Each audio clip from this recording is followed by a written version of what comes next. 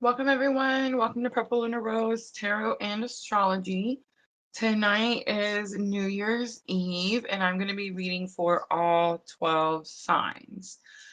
So if you catch me live, come in, hang out, say hi to me in the comments, guys. We are multi-streaming, so we're on 3 different platforms. We should be on Facebook, YouTube, and TikTok, all at the same time. I, of course, forgot to open my TikTok. So I hope everyone is having a happy new year. I'm struggling over here, y'all. I lost internet, right? Like minutes before it was time to hit the button. Um, so I've got it reset, but I don't have it like on the fast internet, that sister likes to set it for us. So picture may be a little blurry, but I feel like it's New Year's. It's totally okay. Miss L, Jenna, welcome. I see YouTube coming in. I'm just checking again just to make sure that everything is working how it's supposed to. Guys, I do also plan on offering some free readings tonight. So if you're hanging out, let me know in the comments. I'm actually letting people ask questions today. So that's normally an energy exchange situation, but tonight it is completely free. So I'm not going to say that I'm going to pick your question 100%. I'm just going to pick the ones that I'm drawn to by spirit, right? So feel free to put your questions in the comments. Michelle helping us over on Facebook, Sherry joining us. Vanessa, welcome, ladies. Welcome. Tell me, how's everybody's New Year's coming along? Has it been as exciting as mine with technology? I don't even know. Like, it's not even Mercury retrograde. Like, I normally experience all this kind of stuff during that energy, and it's like we're out of it, guys. We're so out of the shadow period, everything. So it's like, I don't know why I'm dealing with all this stuff. How's picture sound? Can you ladies hear me? Okay. Welcome. Welcome, everyone. All 12 signs. I am gonna put timestamps, so I may put those in the description box. I don't know. Sometimes I say I'm going to, and and then I don't. Sweet, sweet. All right, so I see everybody coming in. All right, I want to talk to you guys a little bit about this New Year's, right? I'm actually not celebrating, so I'm not going out. I don't drink anymore, so I know it's like a big New Year's thing to do, right? But I'm staying home. I'm having a very peaceful New Year's, and I don't know. Tell me in the comments, guys, if you ever feel like you kind of struggle around New Year's time, feeling that it even feels like New Year's. I know I do. For me, New Year's really, really like isn't until like springtime, right? Like when everything is blooming and everything is kind of fresh and new, right? So that's New Year's. So a lot of us kind of struggle with this energy. And that could be also, I feel like, a reason why we struggle with like New Year's resolutions because we're making New Year's resolutions like in the middle of winter, right? So like at the end of the middle of the end. So it just feels weird to me. I don't know. But I thought I would, Genesis staying home too. Yes. So I thought I would actually talk to you guys about some different types of New Year's celebrations, right? So you can see that we're not the only ones that feel this way about New Year's, right? And I do have a little video for you guys to watch. Guys, we're supposed to be vertical. That also messed up like right last minute. So I had to make this little video the long way. So I'm hoping it's working and you guys can see it on your screen. Hello from North Carolina. Welcome. All right. So let me pull up the information I have about all the New Year stuff. Um, let's see, I wrote down some quick notes. So again, not actually feeling like New Year until spring.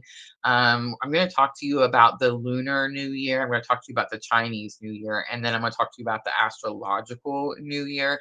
But before I get to that information, I want to talk to you about how I feel, and I feel like a lot of us feel this way, that 2025 is going to be a year of accountability. Does that ring true to you guys? Do you feel that?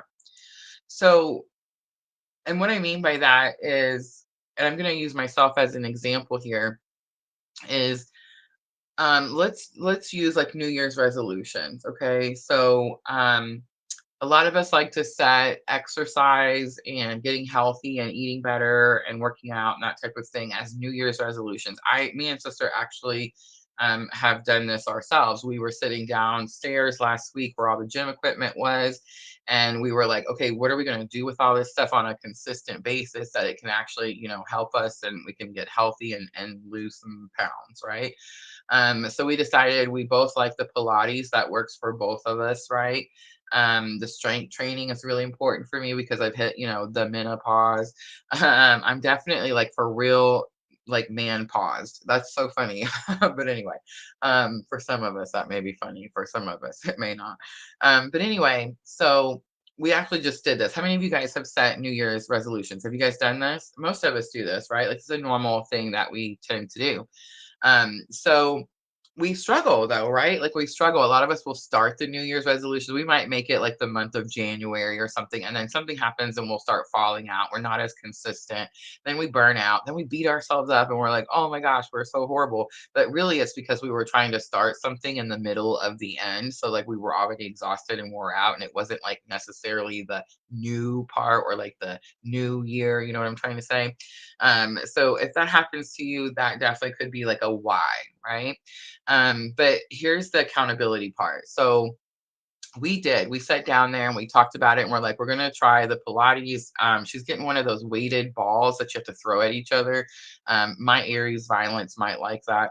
But you know what I'm saying? It's supposed to be like, a good arm workout. So we have all these different things that we've decided we want to do, and we've made like a little routine. And we've decided that, this is what we're doing. So if I was to say that this is my New Year's resolution, and then I was to get to like, oh, let's say mid-January, and then I'm like, oh, sister, I'm tired, screw your gym. I don't want to do it. It's too hard. Then I wouldn't be holding myself accountable, right? Because if I was to hold myself accountable, then it wouldn't matter what day of the year it was. Does that make sense? Because we need to be healthy and working out and eating good and all these things every single day, right? So if I said I'm just doing this as a New Year's resolution and then I burn out 6 weeks in, then I'm not holding myself accountable. So regardless of whether you celebrate New Year's on our calendar, right? New Year's January 1st, or whether you don't celebrate New Year's right now and you celebrate it. Some people wait till the end of January when it's the lunar New Year, okay? And some people wait till the astrological New Year. And I'm going to tell you what the difference is in all of those. So it's like it doesn't matter, right? It doesn't matter what day you celebrate your beginning of your next year, because regardless, 2025 is the year of accountability, right? Make sense? All right, so let me get to the information that I have. Let me grab my notes real quick.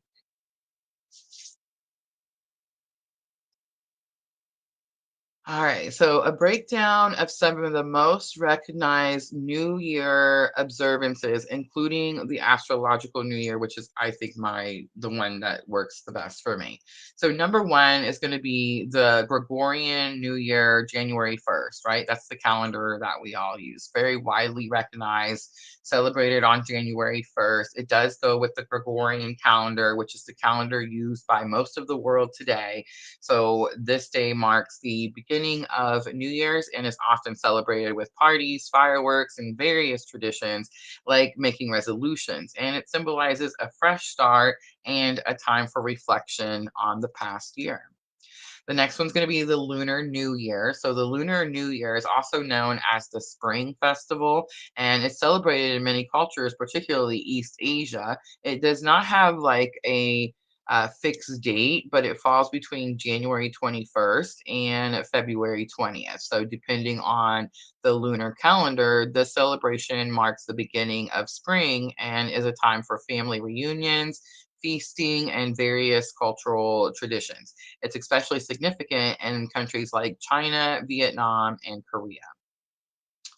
All right, so the next one I have is the Chinese New Year. A lot of us know about this one. It often goes with the Lunar New Year, right? So the Chinese New Year is the most important festival in China, and it begins on the new moon that occurs between January 21st and February 20th. And the celebrations last for about 15 days there, culminating in Lantern Festival. And it's definitely a period of like various customs. So there could be things like honoring your ancestors. They do the red envelopes and just really enjoying traditional foods. And then, of course, my favorite and the one that I feel like is the most New Year or to me is going to be the astrological New Year. And this begins March 21st, coinciding with the spring equinox. So when the sun enters Aries, the first sign of the zodiac. And this marks the start of the New Year cycle in astrology, symbolizing a renewal, new beginnings. And I feel like this is the one that a lot of us feel the most like connection to, right? This is the one that we connect to the most. This is the one where we fell out in January or February on our New Year's resolution. We pick it back up in April. We pick it back up in spring. Suddenly we have all this new energy in spring, and it's like Aries is that energy of let's get going, right? So different cultures have their own unique ways of celebrating the new year. So, here's an example. For instance, in some regions, there is an additional observance. It's called the Small New Year, which is a precursor to the main celebration. So, lots of different types of celebration, lots of different types of experiencing like new beginning, renewal, energy, lots of different times. That's what I'm trying to say.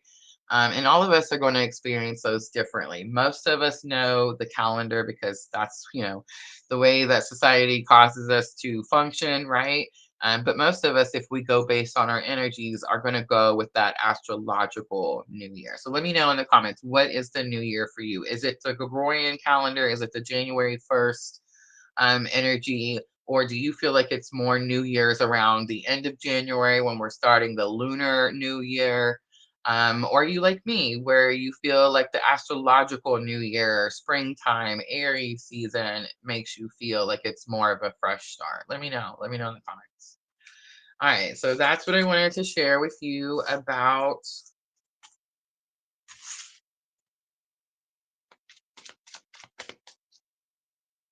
the new year. Vanessa says January 1st. That's when she celebrates it, right? I think I normally I would have celebrated it today. Last year was a very unique January 1st. I've been struggling all day with whether I was going to talk about it or not. I think not. I'm not ready, but I will say that last year on January 1st, I was with counterpart energy. I had separated in my relationship, and January 1st would have been a reunion period. In fact, it would have been, well, I guess it's not the last reunion, but close enough. Yeah, so today has been hard. Today has been hard. There's this card in the OG messages that says, I accept all my consequences. And that's actually something that was said to me by counterpart energy. And now it's me. Now it's me going, I accept all of my consequences. But I'm okay with that, honestly, because I feel like it's just gonna make me stronger, right? Stronger, braver, wiser, smarter, all the things. All right, so how should we do it? We normally go the elements, but I think I'm just gonna go around the zodiac tonight. So let's just start Aries, and then we'll do Taurus, Gemini, Cancer, Leo, Virgo, Libra, Scorpio.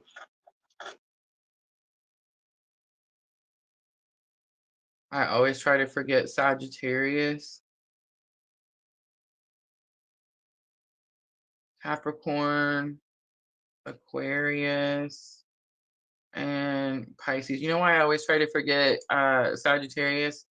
Dream Sequa, welcome, welcome. Because I am a Sagittarius moon.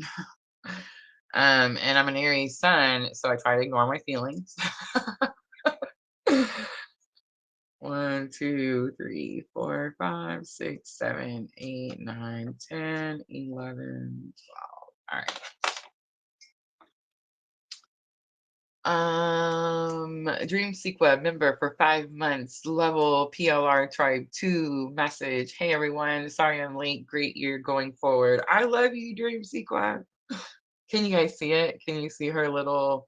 I'm gonna go look. I want to see what it looks like over there.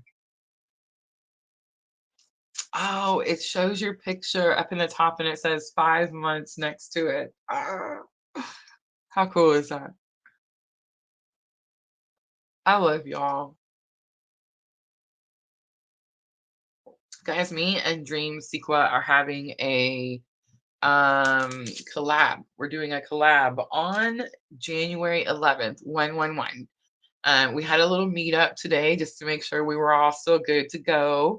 And then we're going to have one more, but we made a plan today. So I'm super excited. So I'm going to start advertising January 11th live here probably very, very soon. We're going to talk about the nodes. The nodes, you guys. I know you're wondering, like, what's the nodes? The North Node and the South Node. We're going to offer readings for the North Node and the South Node. You're actually going to be able to see us on screen. I'm going to put my face on so we can, both be on there. Dream Sequa is super beautiful with her own face. But we'll be side by side, so you'll be able to see us when we're doing, readings. It's going to be so much fun. I'm so excited for 2025. Mallory Galaz. I don't know why. I was fixing to make a joke about your last name. Mallory, you want to hear something funny? Are you guys ready? Is everybody listening? Mallory on Facebook has two last names. The second last name, we share a baby daddy, right, Mallory? I love you. And then her second name, the Sullivan. That's actually, are you guys ready? That's actually counterpart Karmic's last name. I know what. So every time Mallory pops in, I see it and I'm like, but I know her. I know that beautiful face. Which reminds me, I had a conversation. This is probably not the time, but I had a conversation that I wanted to talk to you about, Mallory. So, message me soon. Like if I forget after the live, message me. All right, I'll stop jibber jabbering. Let's get to it. Guys, I am offering a free reading. So I'm going to do the 12 signs. If I happen to look over and Spirit taps on my shoulder and says, do that one, then I'm going to pick your question and I'm going to answer it with the tarot cards, probably in between. So probably like in between Aries and Taurus and probably in between Taurus and Gemini, right? I'm not going to necessarily try to drag out tonight's live, but I kind of want us to have a good time for a little while, right? I'm in no hurry to go to bed. I don't know if we'll make it till midnight. It is only 8:30 here where I'm at in Illinois. But if we do, yay, and if we don't, no worries, right? I don't really like, I don't know, my sleep is kind of messed up right now. But I feel like I normally don't make it to 12 o'clock. You are the bomb. You are. But yeah, like normally I feel like I wouldn't make it this late. Last year I did. Again, it was because, there was just different stuff going on last year. Anytime you're experiencing like a reunion period with the person that woke you up, it's like there's so much adrenaline. I don't even know if it's like adrenaline. I don't even know if like that's the word. But like you guys know what I'm trying to say. Like there's something like it just has you like it's life, right? Like life is just pumping into you. And I don't know. It's like you don't get to like I wouldn't even try. Like I wouldn't even try to go and do anything today because um I don't know, like you can't replace it, right? All right, let's timestamp. Let me check over on TikTok real quick. I see we're on over there. Let me check over on YouTube real quick. See us doing good. All right, I'm going.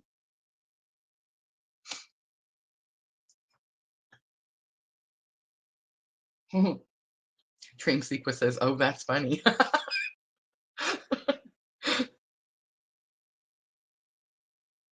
It does.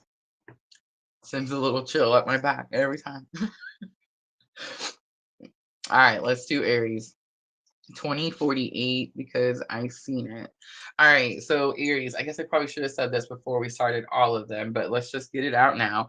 I'm not going to say a specific date, guys. Timeless, timeless. So I'm looking at 2025. Now, today's readings would have been normally, had this not been a special occasion, would have been for January 5th through January 11th. Because remember, we're always a week ahead, right? And on the 11th is when those nodes are going to transit, right? Aries into Pisces and Libra into Virgo. And so like the energy in our life in general is going to shift. Our focus is going to shift, right? Everybody is going to experience this. Again, it doesn't matter if you're awake, it doesn't matter if you believe in astrology, like I don't care. The energy still affects you and you still follow along and do the things, okay? So we're all going to shift more towards Pisces energy, right? And we're all going to leave things behind that have to do with Virgo energy. I think it's a lot of the overthinking and a lot of like beating ourselves up type of thing, right? So you can take these readings tonight and you can use them for the week of January 5th through the 11th. You can take the guidance that comes with this information tonight and you can use it for those nodes that are transiting on January 11th. Mallory Sullivan, go laws. January 11th was my daddy's speed day. Of course, that's beautiful. And you said was. I love you, Mallory. So today, guys, today is my dad's birthday. Today is New Year's Eve. My mom is Christmas Eve, and my dad is New Year's Eve. I was orphaned by 32. So yeah. Me and sister were just talking about that too. I was like, I was so young when I lost my parents, and then I remember she is 10 years younger than me. So I'm like, I was in my 30s when I lost my parents. My sister was in her early 20s. Like, what? You know what I'm saying? Yeah. All right. So anyway, use the readings tonight for the week ahead. Use them for the nodal transit. Is this guidance going to show you where you're going to start putting your energy? Use them for all of 2025, right? Like you could get a very profound message that comes through and helps you have some type of major breakthrough for your entire year, right? Like we really need to stop minimizing, oh, that message it's only supposed to mean that. So even though I felt like I received this message or this guidance, it can't be that because the date says this. You guys see what I'm trying to say? Like that is so, so silly. All right, so Aries, let's get started. I'm looking at the main energy. Let's call it the main energy or the main theme. The main energy or the main theme for Aries. And I'm starting out with the Sacred Traveler. Guys, it's very possible that I will swap these cards out tonight because I do tend to get bored. I mean, it's the Aries in me. It's like I'm ready for the next one. All right, so surrendering to the journey, release control, unknown territory. You're exactly where you need to be. Ooh, Aries, you don't like where you are. I know some of you guys hear me and you're like, that's bullshit, Rosa. I understand, but I'm just being honest and truthful. And I mean, I could come out here and say something nice and make these cards pretty, and then you would be like, yeah, that sounds better, but then it wouldn't really be true, right? And then it wouldn't really be helpful, right? So it's better for me to come out and be like, hey, Aries, you have something blocking your doorway. So 2025, you're going to have to surrender. You're trying to control something that's going to have something to do with where you are, right? Because the card says you're exactly where you're supposed to be, Aries. Okay, so I'm the Aries. Guys, I should tell you, I do these readings because I'm having a spiritual awakening. This is my spiritual awakening. I take all these readings that I do and then I put them, I coincide them with the signs on my birth chart because I know that we have all 12 pieces of the pie, right? So I'm the Aries. I have Aries Sun, Aries Mars, Aries Mercury. I mean, I have a lot of Aries energy, okay? So I understand the Aries very, very well. And I feel like wherever you're at, you're having to sit with something and you don't like it. Aries is the Mars planet. Remember when Mars was in Cancer? Mars was not happy in Cancer. You know why Mars wasn't happy in Cancer? Because we don't like to have to feel things. Like, especially Mars is a masculine energy. Like masculine energy does not like to have to feel things. Aries is a masculine energy. Aries does not like to have to sit with their feelings. So something is blocking your doorway. It definitely could be like a person. It could be your own belief system about something. Let's see if we can find out what it is. Victoria. All right, so I'm going to start with what's the challenge or obstacle? Why is the theme release control? You're exactly where you're supposed to be. All right, so we have the attraction, Mars, hot card. So big confirmation because I was just talking about that energy, but it actually came out in reverse. So you could be trying to manifest something. You could be trying to call something in. But it's like there's something about you could be trying to attract something. But it's like it's not coming, Aries. It's not coming because Aries, is it possible that there are I feel like some of you could be, I don't know, like paying your dues or holding yourself accountable. Some of you could be withdrawn. Some of you could be spending some time on your own, trying to heal, trying to cleanse, trying to purge. And again, something Aries does not like to do. Aries is a people person, right? Very, I know it's not Gemini, but it's still a very social sign. All right, so lesson learned, we have assistance and spirit guides coming out. So the message could be, Aries, that you need to listen to your spirit guides. I know it was for me. And then we have the lack and doubt card coming out. On the bottom, we have Venus offer. All right, I'm going to pull a little tarot and I'm going to use the Gilded Tarot.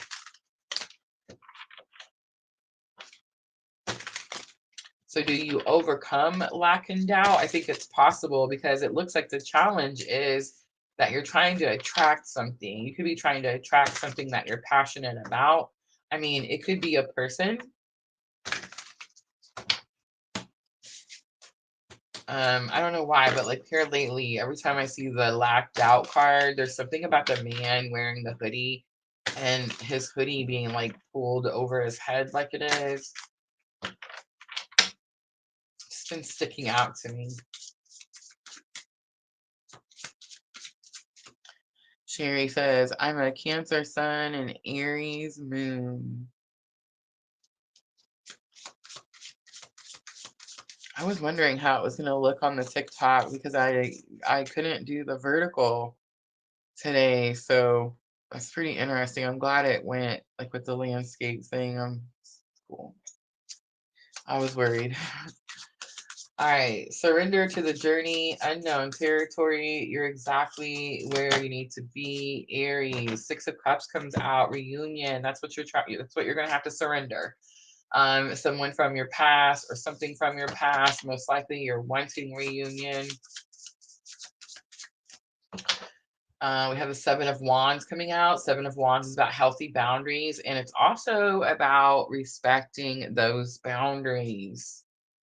And then we have temperance coming out. So somebody could be healing something, Aries, that has to do with boundaries, protecting yourself, protecting your energy. It could have something to do with reunion energy.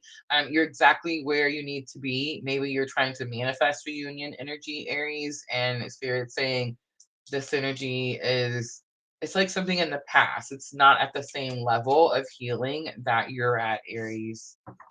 All right, let's look at attraction, Mars, and hot. So I feel like this is what you're trying to do. You're trying to draw something in. Again, it could be a person.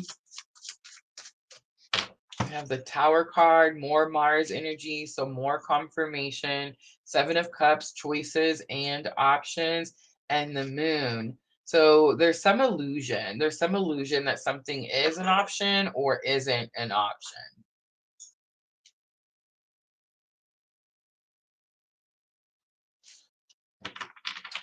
You could experience a tower moment so that you can find more options or see more options.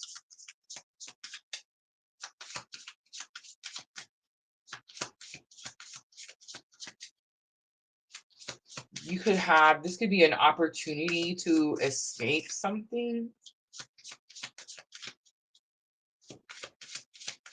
I even heard or someone. All right, assistant, spirit guides. This is lesson learned to help you with that challenge or obstacle. So you're going to use this card for this situation. So whatever this tower moment is, we have all the spirit cards coming out because you have the assistant spirit guides and then you get the judgment card, which is literally the same thing. It says that you hear the calling, right? It's like it could have something to do with your purpose. The Fool comes out, taking the leap of faith. Wow. And the Queen of Cups flies across the table. All right, so Queen of Cups is going to be unconditional love, but let's talk about that for a moment because who's the unconditional love for, Aries? Okay, so the Queen of Cups is the mother archetype, right? The nurturer, the caretaker, the divine feminine. It's my clue card for divine feminine. I know that a lot of us use the Empress as well, but I tend to like the Queen of Cups and the King of Cups. But anyway, the Queen of Cups, the meaning, if you look it up in tarot, there's several different books, guys, that you can use. But when you look it up, it talks about how when you're in your Queen of Cups energy, the reason I think it's like you're in your divine feminine energy is because you are choosing to replenish your cup. You know that you cannot love other people. Like you've learned that lesson. How's that go? The saying, you can't love others until you learn to love yourself. I know it's so cliche. I know people don't like it, but it doesn't make it any less true. Okay. If you don't know what love is and you just go around telling people that you love them, but really you're just pouring your depletion on everybody, it is what it is, right? So Queen of Cups knows that she has to replenish her cup. So she knows that there's times where she has to pull away, find time for herself and self-care, self-nurture, self-heal, right? So what the guidance is that you've been hearing is that it's time for you to follow your purpose, Aries. It's time for you to take the leap of faith. It's time for you to fill and replenish yourself. Stop focusing on whatever this first card was because the first card literally says someone from your past. That energy is finished. That energy is done. And here's what I'm going to say. If, like, let's say this is a person. I'm not saying to you, Aries, like, don't be hopeful, lose all hope. The world is ending, everything sucks. I'm not saying that at all.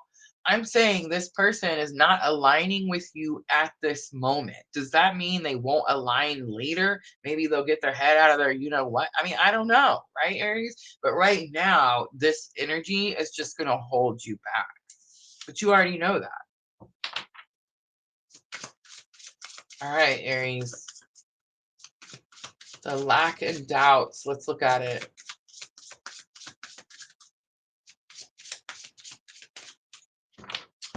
So the world card comes out. The world card again about opportunities or being able to close something out. The high priestess comes out.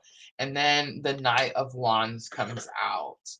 Aries, you're struggling. You're struggling with your reckless energy because you want something so badly. But you have an inner knowing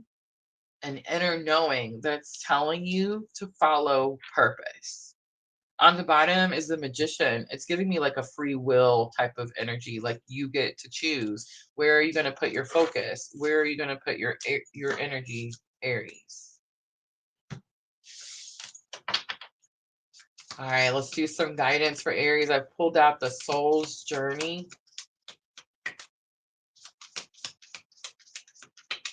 Dream sequel. I'm so done with the past.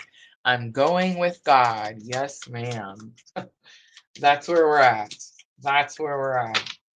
Gratitude comes out, Aries. I'm thankful for this life and the opportunities that it presents. And Aries, this whole reading was about opportunities. It's about you thinking that you don't have any opportunities. Something could happen this week to really show you. You know, Seven of Cups is like where you have these choices, but you're not sure which choice to pick. Some of the cups have poison, some of the cups have abundance, right? So it's like you're not sure.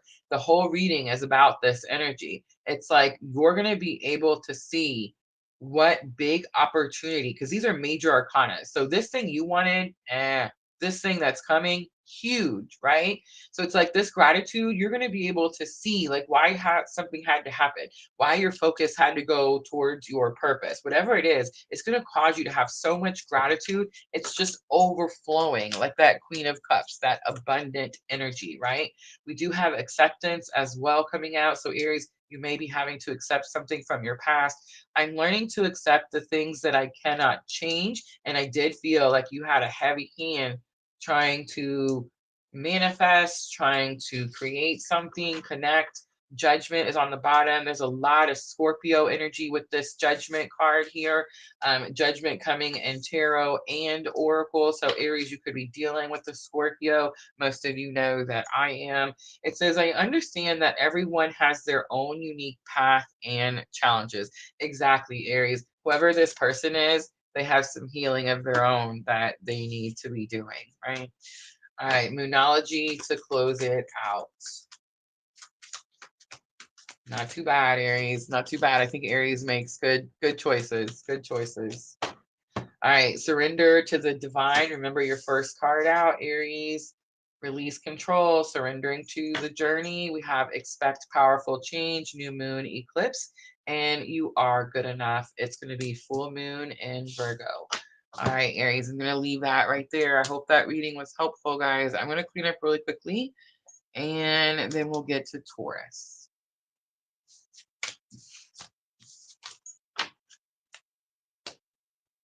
As an Aries, I just want to say I seen all that coming.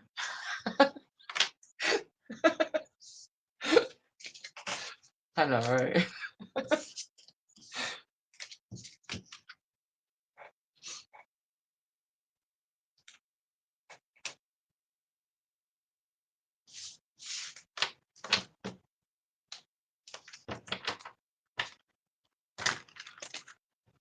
Yes, I feel like we probably all feel that. If you're like me and you're stubborn and you decided you were gonna test out spirit's free will, um, gift, then you learned, right? You learned. And I feel like by 2025, the year of accountability, it's like we're done. We're done with that crap. I just said that to a friend earlier. You have Venus in Aries. Venus in Aries. Renee, welcome.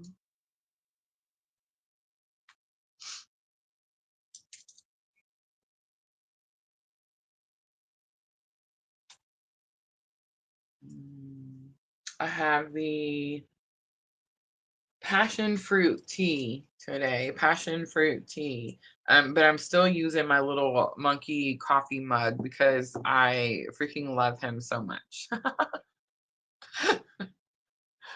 I'm gonna name him. I just haven't got there yet. Sandra, happy December 31st. We just finished Aries. We just finished Aries. We're 30 minutes in, 40 minutes. I was hoping to play some music tonight. That's why I was messing with the internet to begin with. And then I knocked it off and reset it. And then I couldn't connect. So we have a little bit of a blurry picture. And I couldn't listen to the music. I know, I'm super bummed about it. So you guys listen to music for me. I'll give you guys some song requests that I have.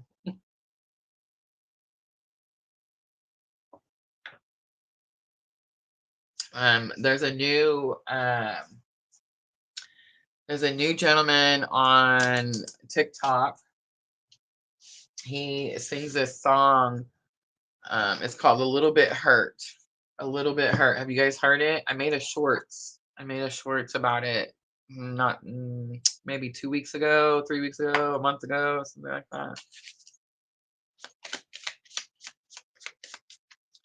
that. Sherry says, "Yeah, free will." Happy, funny, laughy face.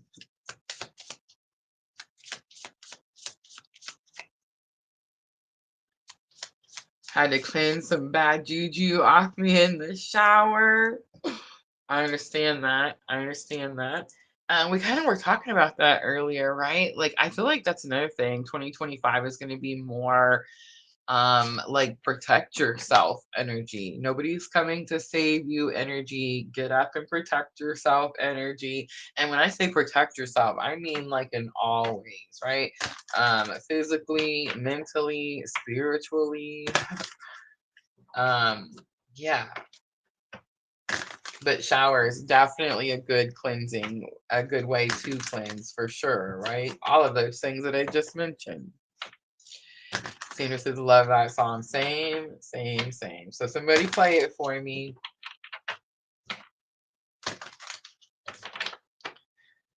All right, I'm almost ready for Taurus. Mallory says, have you heard of Jesse Howard? A singer, a man. Put that armor on, Sherry says. Absolutely, absolutely. Sandra says, be your own hero. Facts. Facts. All right, there's something going on over here at TikTok. I gotta go check it out. Absolutely nothing. Sandra, I'll be your best friend if you'll jump over there and tell me if the video is working. Like, is there, we're not vertical, so I don't know. I don't know how that works over there on the TikTok.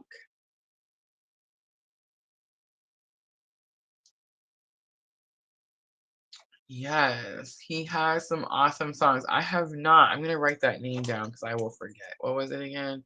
Jesse Howard. Got it. You guys are always sending me like songs. You guys are always sending me like and that's funny because how many of you exchange songs with counterpart? And if you're in no contact, how many of you, when you were in contact, exchange songs with counterpart? Because that's definitely, I feel like, really, really collective. That's something we kind of all did. Music was definitely a thing for those of us on this type of spiritual awakening journey, right?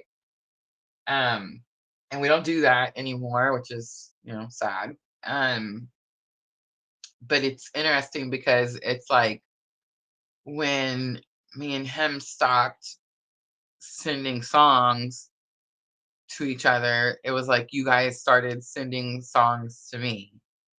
So I find that pretty interesting. And what else I find interesting is a lot of times um, it's like someone will send one and then two or three or four more of you are sending the same song immediately following that or throughout the day. So it's like we're drawn to the same song. That's got to be something, right? Like it's got to be something. I just haven't figured out what just yet.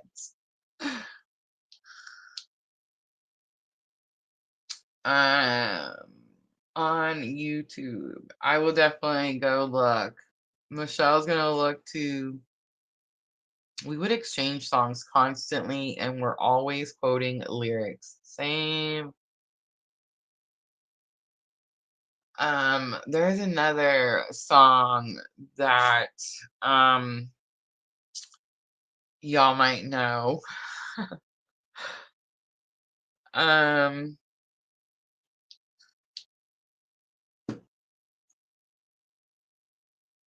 oh, it just slipped. It just went away, so I guess I'm not supposed to talk about it. Never mind. It's back. You guys remember Kane Brown? Kane Brown made a song with this beautiful blonde-haired lady. I can't remember her name, but the song was called "What If." Do y'all remember that?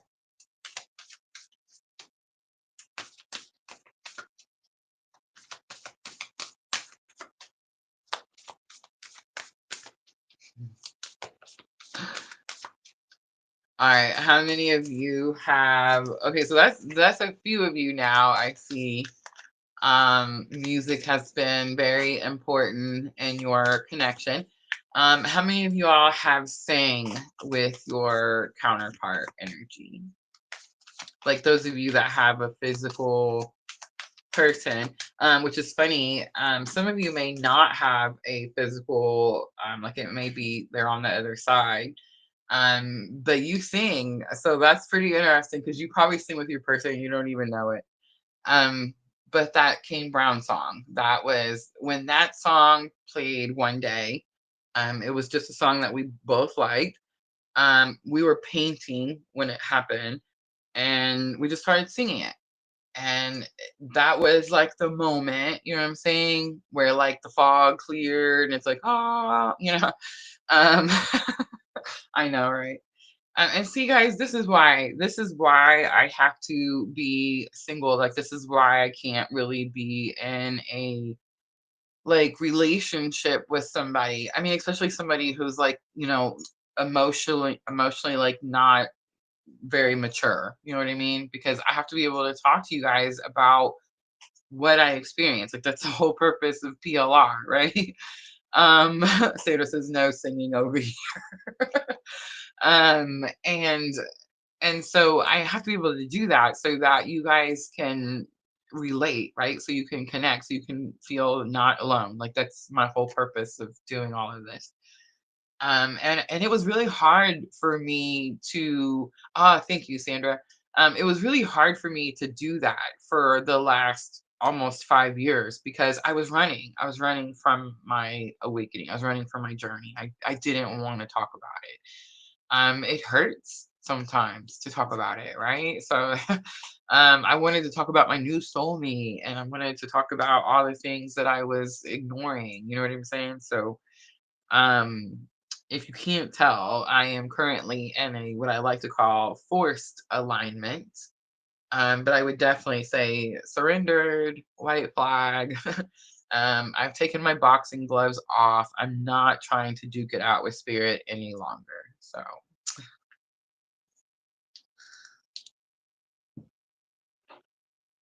do y'all ever feel like you run from your spiritual awakening, like you try to ignore it, or you do things that you know are completely against what spirit asked you to do? Or is that just me? Let me know. Let me know in the comments. All right, I'm gonna go ahead timestamp. Let's do 4828 because I waited for it for Taurus. All right, Taurus. So again, no dates. We're just looking at 2025. Take it however you want. Use it for next week that you see this video. Use it for the whole year. Use it for the nodal transits happening on the 11th of January. That's going to affect us for the next 2 years, right? All right. So let's see. What is the theme? What is the main energy for Taurus? And I'm using the Sacred Traveler. We have crossing bridges. It's time for healing, connecting, mending, and releasing. I think I'm going to take two for everybody tonight. Mystic healer, healing energy flows through you. So Taurus, you have some purpose that has something to do with either healing yourself or healing others. Most likely it's going to have something to do with how you healed yourself, and then you're going to help other people by sharing that testimony, right? But there's something where you're needing to mend something, bring people together, connect with someone, maybe release something from the past. I'm not getting like release, let go. I'm actually getting come together. I just heard that song, "Come Together." You know? I'm not gonna sing. All right. Breaking trail, a breakthrough is at hand, is on the bottom. All right, let's do the yin yang oracle. This is my new oracle set, my new favorite oracle set that Sandra gifted me last month when I went to go visit. So let's see if we can find out what challenges Taurus may be experiencing with this mystic healer energy. I think it's more about, I don't think the healing yourself, Taurus, was the hard part. I mean, I'm not saying it was easy, but it's done. You're working on it. It's the mending, the crossing, the connecting with whoever that's causing the challenge or obstacle, right, Taurus? So many cards trying to come out. Let's see what I can take. All right, so we have the masculine card coming out. My ears just started ringing. We have Pluto transformation. I believe it goes with here. We have lesson learned that's going to help you with this challenge or obstacle. We have alchemy, ancestor guides again. Okay, so earlier we had messages with the ancestor guides. So it's like they're sending messages. This ancestor guidance is about alchemy. So the ancestors are teaching you towards how to alchemize something. That Pluto transformation tells me something about your masculine energy has completely ended. This could be your own personal internal masculine energy, Taurus, or this could be like you're dealing with a masculine energy, right? But Pluto says it's done, it's over. Something about that relationship, that person, that energy is completely finished. Now, does that mean, because people are always taking what I say completely out of context, does that mean that you're breaking up and you're never seeing them again? No. It means that the way you were doing that relationship with that person is no longer. If you do get back together or you stay together, you're going to do it a completely different way, right? You rebuild a completely new foundation. That's what Pluto transformation means. So that tells me that you're going to take something from the past, something that you've had to break free from, transform from, and you're going to alchemize it. What does alchemy mean? It means you're going to turn something that was challenging or painful into something abundant and fruitful, right? Like that's alchemy. Now, we do have limitations and fears coming out for the outcome. So let's do some tarot and see if we can find out why. What are those limitations and fears? Or, Taurus, are you breaking free from your own limitations and fear?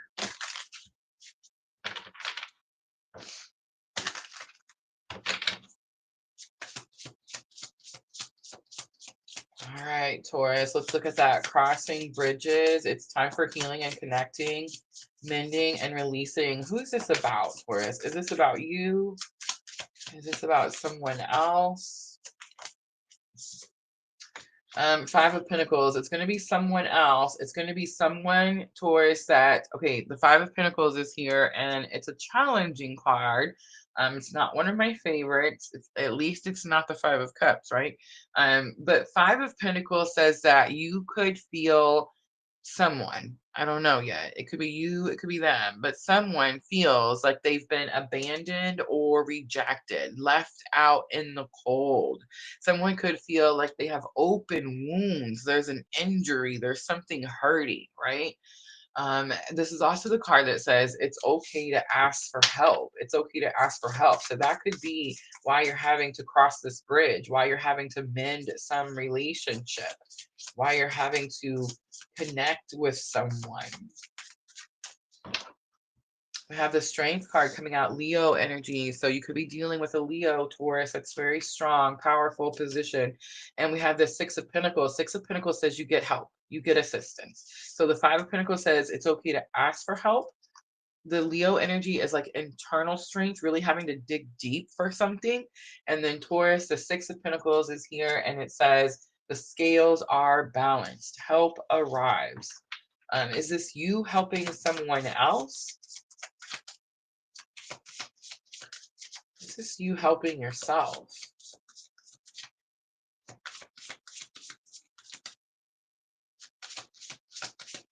You could be going through some healing, and that could be what's giving you the strength. Let's look at that masculine energy. Is this you or someone else, Taurus? We have the Chariot coming out. Cancer energy. We have Three of Pentacles. It's someone else. And Queen of Swords. Someone else. And it could be someone that you're not talking to. There could be no communication or very limited communication. But let's talk about that Three of Pentacles for a minute. So I'm using the Gilded Tarot. So guys, all tarot. Okay, so we all learn with Rider-Waite, right? Like that's the tarot that everybody knows, the cards that like everybody's really familiar with, right?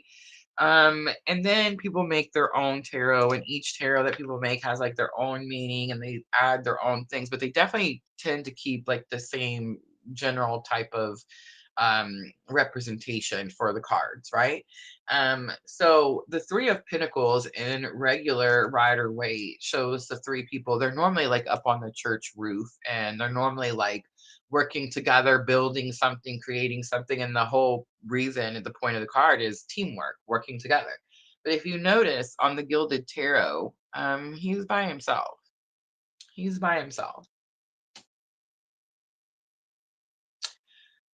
Taurus, you could be having to do something quickly on your own. You could be transforming your own masculine energy, but I feel like it's going to be someone that you're dealing with that has strong masculine energy. Queen of Swords is here. Like I could even be talking to a Taurus that's like a male, and you are dealing with a female of another sign, maybe Leo, maybe Cancer. But it's like you are. Their words. Queen of Swords is someone whose words are calculating. Some could even say cold, harsh.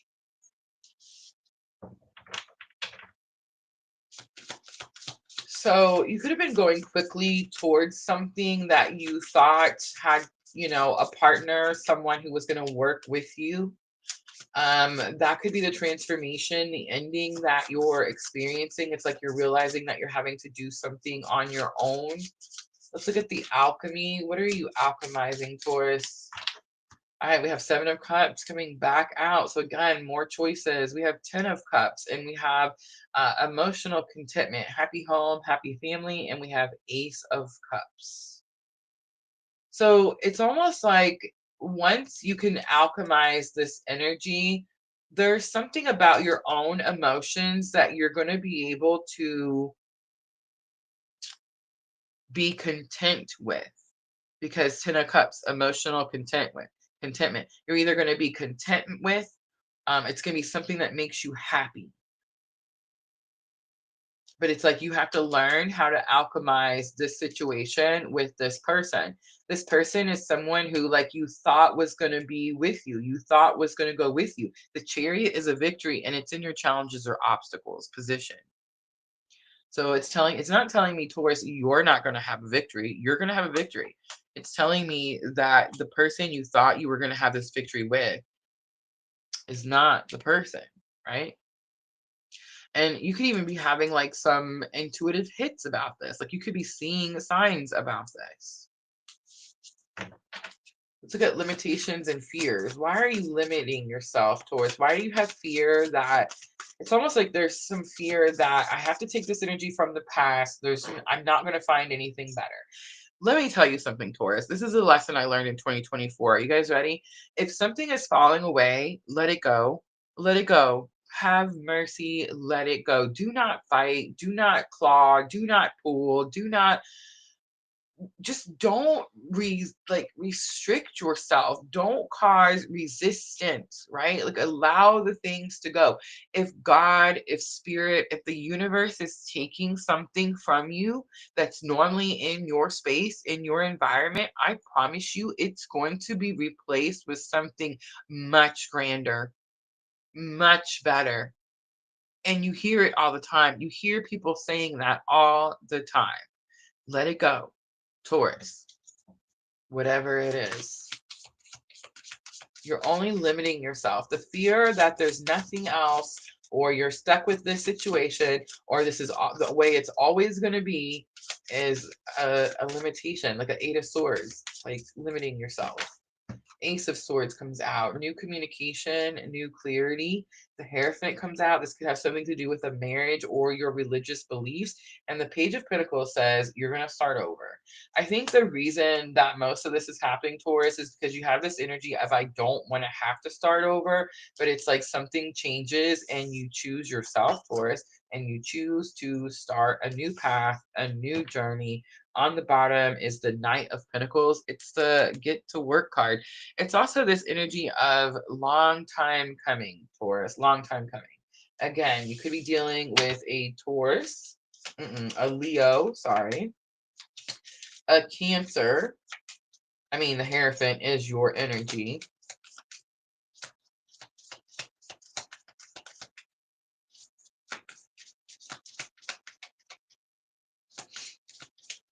Pull some guidance out for Taurus.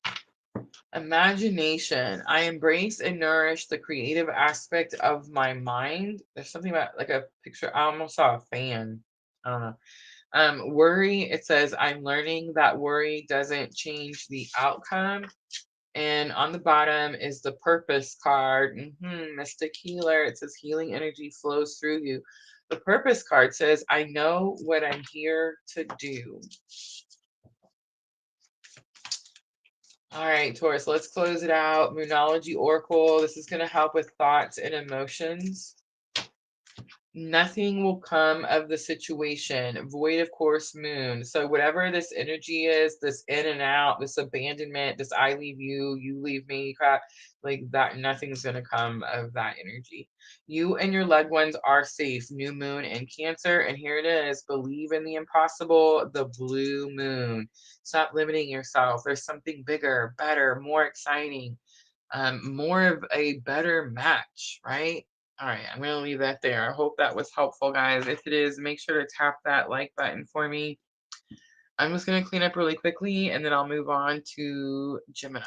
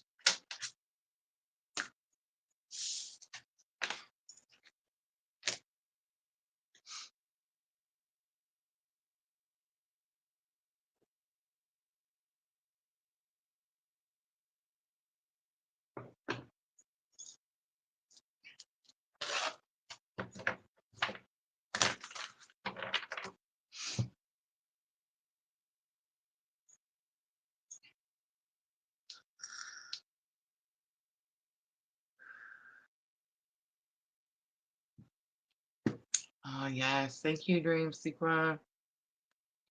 Yes, guys, links are going to be in the description box. All right, I'm just going to go check on everybody. Sandra, thank you. I love you, Sandra. All right, let me check on the YouTube. Everybody's doing okay. All right. Let's get to it. That was my favorite one. The David Bowie says I don't know where I'm going, but it's gonna be exciting. um, out of all of those, that was my favorite. That's exactly how I feel.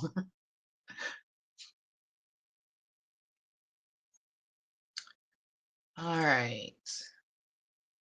So we have Gemini next. Is there any Geminis? Where's your Gemini? Well, everybody has Gemini, but who knows what their Gemini represents on their birth chart.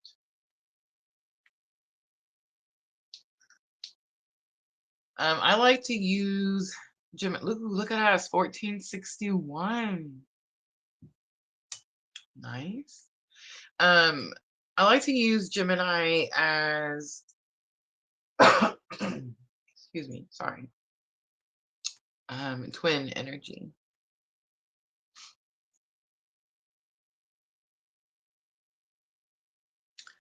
Song of the day, Jenna says, DJ Antone, Aloe, Black Infinity, Where Do I Go? I feel like I'm gonna like that. Where do I go? Oh my goodness. When you're in separation, the home, the home situation, and I don't mean like where you live. If you're on the twin flame journey, you know what I mean by home. And when you're in separation, the home becomes a situation. Like I was literally trying to make a home like with someone, you know what I mean? Like I'm buying curtains and pots and pans, like I'm trying to make a home literally on this journey. um yeah. So it kind of feels that way though. It kind of feels like spirit just sends us around all these different places, and it feels very like unsettling sometimes if you're having this type of awakening. And you're always looking for that home feeling, which is just the counterpart energy. So it's like as soon as you can, come with into union within, then it's like you feel that home feeling all the time, no matter where you're at, right? I'm getting there, you guys. I'm getting there. Venus and Gemini for Sherry, South Node and Gemini for Vanessa, South Node and Midhaven and Gemini for Michelle. Nice, nice, nice. Look at you guys. I love that you guys are talking about it. Comparing, you're going to start to see so many similarities. I get to see the similarities on this side, right, of the screen, of the camera, because I get to work on your guys' birth chart. So I get to see all of it, but I can't tell you. Like, I can't call Vanessa and be like, Vanessa, guess what? Michelle's chart. You see what I'm saying? So yeah, it's really nice when you guys start like sharing and seeing the things for yourself. When I say we are one, I don't make that shit up.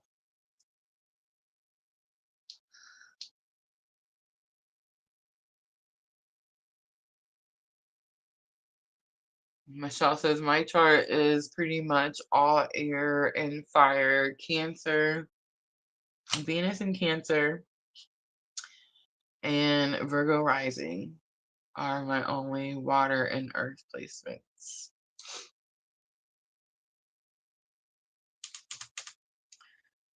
What was I gonna say? I was gonna say something about your chart just now, and I totally lost it. All right, I guess that means we're supposed to get to Gemini. Let's get to it. Timestamp 107:55. All right, Gemini, this one is yours. No timestamp this week, guys. When you watch it is when you take it, right? What it means to you is what it means for you. Um, I'm using the Sacred Traveler, so let's get the main theme. The main theme, the main energy for Gemini. Infinite abundance. Abundance is pouring into your life. I love it, but not without some hard work, because we also have Ascending the Mountain. Keep going forward. This is one of my least favorite cards in this Oracle set, and I'm going to tell you why. On the bottom, you have Great Adventure, Take a Risk, and Venture Forward. Gemini, this is the card, right? Like, for real. let's see, how am I gonna here we go, Gemini. And I know some of you are gonna hear me and you're gonna be like, oh my God, she's talking about me. No, I'm not. I'm talking about my own journey. I promise you. And please remember that I said that I like to take the Gemini reading and correlate it with my own twin flame journey, right? Um, Abundance is at your fingertips. Something that is wonderful and beautiful and healthy and exciting, and I mean like fireworks and celebrations, right? Is literally at your fingertips. It's like you're at this, it's like you're on this ledge, like if you're on the top of this mountain ledge, Gemini, and you have this opportunity right now. Maybe it's this week, maybe it's with the North Node moving into Pisces, maybe it's, January 11th, maybe it's all of 2025. But you have this opportunity to make the right move. So I said this earlier about a counterpart. I was like, he's breaking away from all the karmic ties and he literally has the opportunity to get his head out of his butt right now. Like right now. And it has nothing to do with me. Like don't have to be, there doesn't need to be reunion. There doesn't need to be conversation. There doesn't need to be any of that. Like just get better. Just make better choices. You're free now. You're free. Make better choices. Create the life that you want. Stop lying to people. 2025 is the year of accountability. No one is going to believe the mask anymore. I hope you freaking hear me. So, Gemini, that was for somebody else. You have the opportunity here to do something huge, to take a risk and venture forward.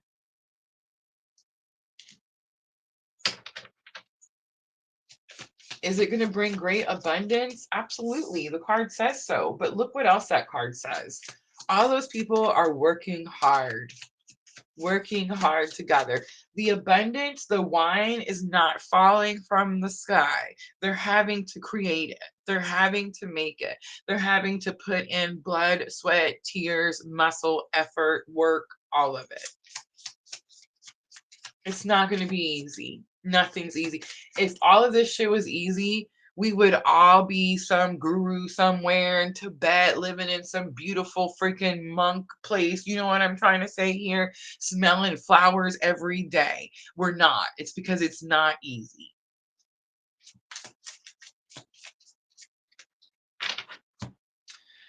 All right, Gemini, toxicity, bound, and patterns comes out for your challenge or obstacle. What are you bound to? What are you connected to? One, you're not bound to anything. A lot of people think they're bound to a person on this journey. You're not bound to that person. That person that woke you up, regardless of whether they're harassing the shit out of you or you're in separation or you're not talking, whatever it is, it does not matter. They have their own journey and their own purpose, and you have your own journey and your own purpose. But you could definitely feel like you're bound to something that's holding you back, slowing you down. It's going to be something that's toxic. It's not good for you. It's not healthy. It's a pattern. You already know it. This is what I love about tarot. People think that tarot cards, I'm going to come out here and be this like gypsy fortune teller and be like, oh, 2025, these great things that you had no idea about are going to happen. No, I always come out here and tell you things that you already knew. I'm just giving you confirmation. Like, tell me I'm lying. If you're Gemini, tell me I'm lying. Let's look at the lesson learned. Lesson learned to help you with that challenge or obstacle. Two cards come out. The Cycles card and the Epiphany card. So there could be something that needs to come to a completion, and that could definitely give you some type of breakthrough. Let's see if we can get an outcome for Gemini. I love how the cards are flying, but I wish they'd stay on the table.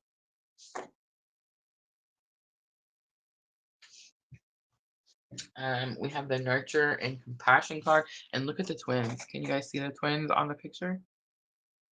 God, I hope you can. Um, Bottom of the deck, we have freedom, leap, Uranus, some type of revolution, right? And opportunities. I feel like you've allowed something to slow you down for a long time, Gemini. You were probably bound or connected to it in some way. It's probably some type of repeated pattern or cycle. And 2025 is the year of literal freedom. Literal freedom.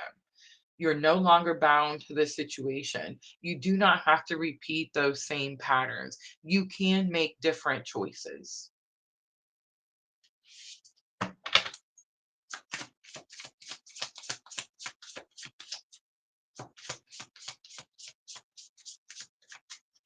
All right, let's look at that infinite abundance. Abundance is pouring into your life. We have the moon coming out. It's an illusion. You're not seeing the abundance. You think it's just the hard work. You're not seeing the after effects of the hard work. You're not seeing what the rewards are for the hard work. Probably, Gemini, because you've never experienced it. You've always been bound to this toxic pattern.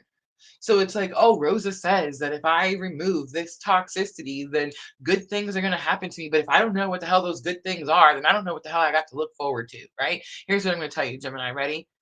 Go find someone that is doing what you want to do. So if you want to be some successful wrestling coach, then go find somebody who's a successful wrestling coach. Does that person drink?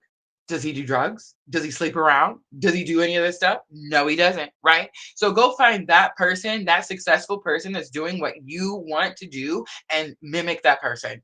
Follow that person. You want to write a book? Go find somebody that's writing a book. What does that person do in their everyday life? Do they sleep until noon? Do they get up at 5?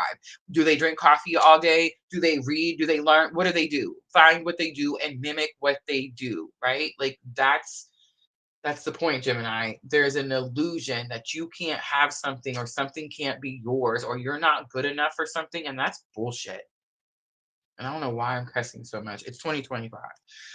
All right, the Knight of Cups is here. Knight of Cups is be courageous to deliver a message about how you feel about something. Judgment is here. This is your calling. So, Gemini, this is so direct. Are you ready? Your calling means that you're going to have to get brave enough to tell people about your feelings. Yeah. So you're going to have some strong feelings about something, and you need to be courageous enough to tell people about those feelings. The cups are the element. The element is love, emotion, feelings. The moon is Cancer. Judgment is Scorpio. I'm a Cancer rising. Counterpart energy is Scorpio sun and Scorpio rising. All right, let's look at ascending the mountain. I don't want to look at that card. That goes with this card. But the ascending the mountain card is that energy where you just see something as hard. You're not seeing like the good of something. And again, Gemini, it's like you may not know what that is. All right, Nine of Cups is coming out. This is divine wishes being granted.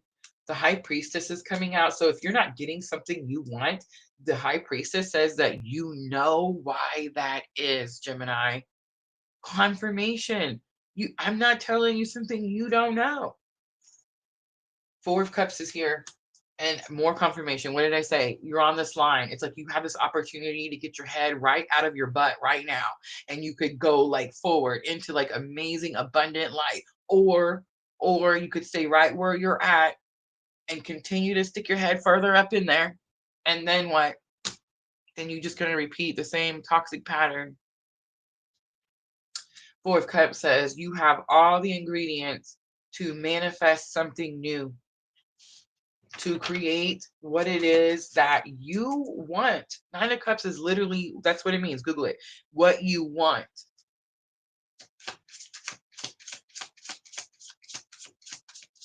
lessons learned. Let's look at cycles and epiphany. You're going to have some breakthrough. Something finally gets through. Look at this. Knight of Pentacles comes out. A lot of night energy. You're going to have to get some courage. There's going to be some communication that is needed. Knight of Pentacles is slow moving energy, something that you've been doing for a very long time, something that you need to be committed to, dedicated to. Four of Swords, it could have something to do with your healing. Five of Cups. It's not just the healing, it's the alchemizing, right, Gemini? So it's not just,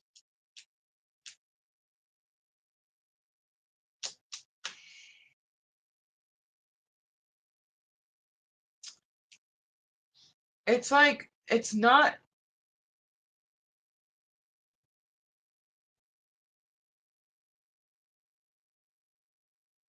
okay, so there could be two things. I feel like for some of you Geminis, like it's not just the fact that you need to break away from the toxicity. You need to learn, the card is alchemy, alchemize. You need to learn how to alchemize that situation. Five of Cups, alchemize. So the Five of Cups says that you've lost something. It's great. It's dire. I don't even like touching this card. It's so painful, and you're at a loss as to how to move forward, Gemini. The breakthrough card, the cycles, the toxicity, the breaking free from something that's toxic or unhealthy. When you do that, there's going to be something that helps you, something that's positive, something, a lesson, a wisdom, knowledge. It's going to be something, and you're going to alchemize that. And you're going to turn that challenging, painful feeling in your heart into some type of beautiful, guiding light for someone, somewhere. It may just be for you. It may just be for you, Gemini. With the nurture and compassion card, it may just be for you.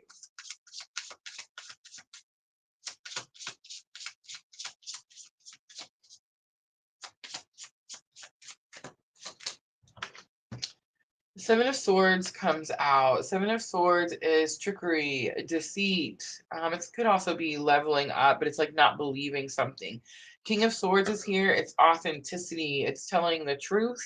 And Page of Cups is here. Page of Cups is a small offer. I did hear baby steps. That's normally Page of Wands energy. But there's some message, Gemini, that you need to deliver. There's some communication, there's some courage that you're going to have to gain so you can be this knight messenger and deliver these messages of cups and the pinnacle. So it's like of how you feel about a certain thing to someone that maybe, Gemini, you're not ready to speak to for whatever reason that is. On the bottom, Two of Wands, you have a very important decision to make, Gemini. All right, let's do some guidance. How's the readings, guys? Is the video holding out? Sound is okay? Let me know.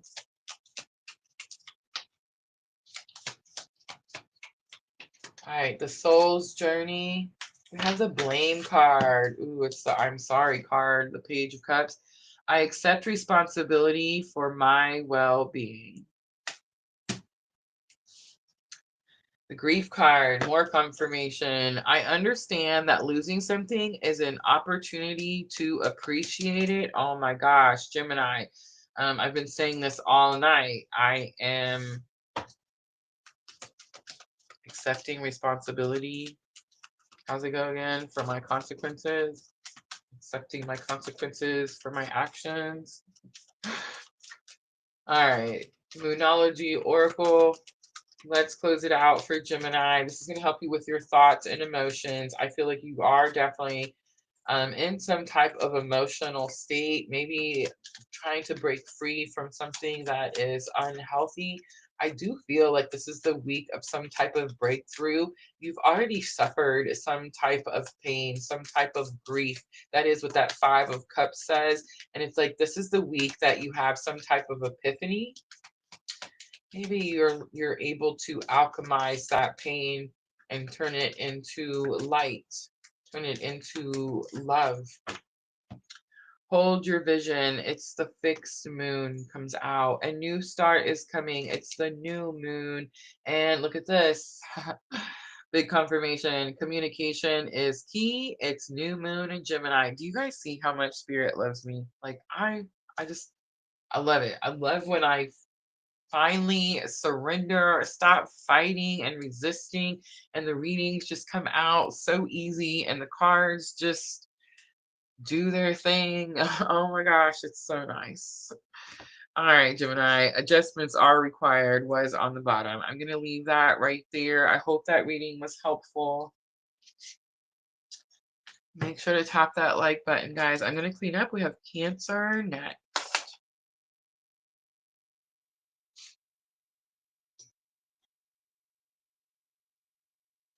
Thank you, Dream Seeker. Sweet. Thank you, Jenna. Thank you, Michelle.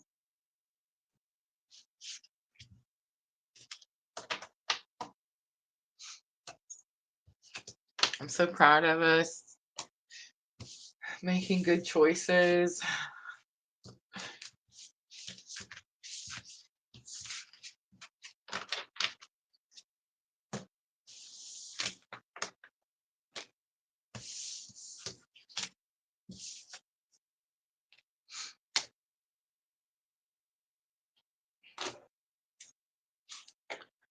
I'm ready for Cancer. I'm a Cancer rising. Jenna's a Cancer moon. I'm currently at my sister's. She's a Cancer sun. I actually want to say she's a Cancer sun and rising. Yeah. And she definitely fits that Cancer archetype, motherly, nurturing. It's like every time the world knocks me on my ass, I come here and she helps me pick myself back up and do the things.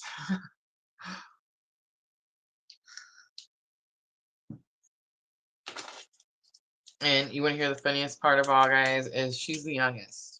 She's the youngest out of my mom's 4 girls. Vanessa has Saturn in Cancer. Ooh, that's an interesting placement. All right, let's timestamp 128.50 because I've seen it. All right, Cancer, here we go. Let's start with the theme card, the energy card for Cancer. I'm using the Sacred Traveler.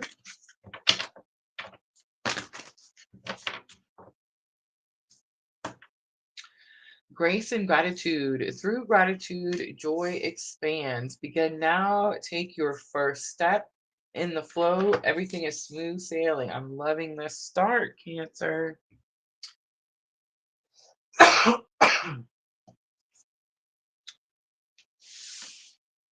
So sorry. Air down the wrong hole.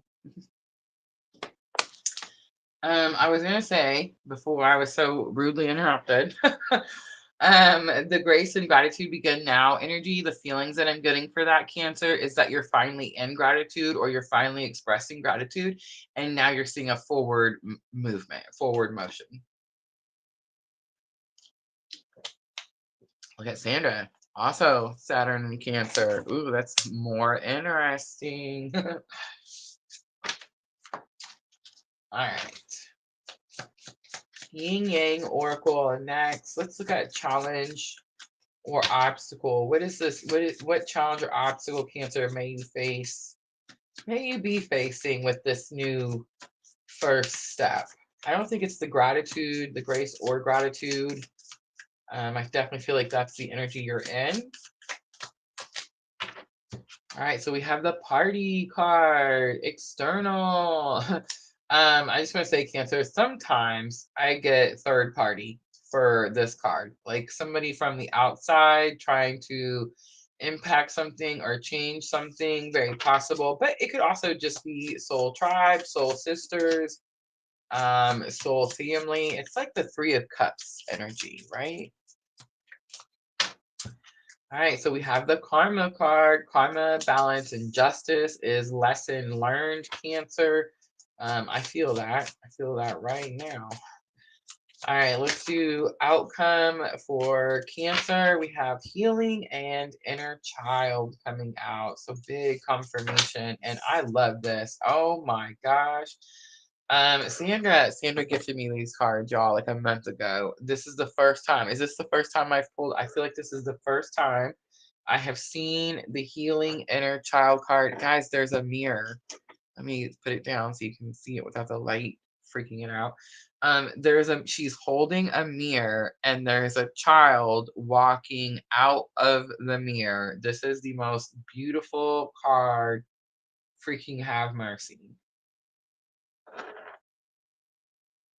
Wow, wow, wow. Seeds and spring is on the bottom. You could be planting some seeds. Something could be coming to fruition around springtime, Cancer.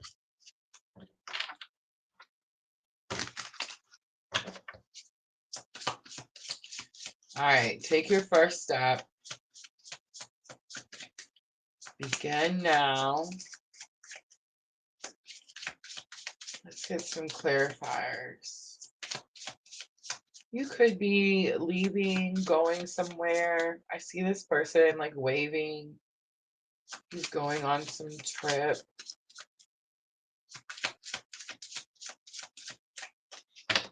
Ace of Pentacles, it's something new.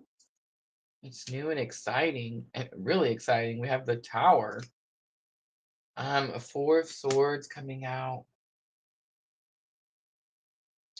Blessing in disguise. Something has happened. With the Ace of Pentacles coming out first, I'm not getting like Tower moment, like, oh shit, everything explodes. No, Cancer. Everything already exploded, right, Cancer? Everything already exploded. You already jumped out of the tower naked. And now you're in this healing journey. Now you're in acceptance of your healing journey. It's like you have some new, what's the word I'm trying to think of here? Like some new outlook for it, or you just feel different about it. Like maybe before you weren't really super excited about this first step that has to do with this grace and gratitude journey that you're on, right? But it's like something happened. Something, it could have been something exciting and surprising, definitely. It could have redirected your energy. That's what I get with Four of Swords. But I'm kind of getting like you've already experienced Tower moment, and that's why some new offer is here. This new offer to begin now, to take this first step. Again, it's giving me like redirection energy.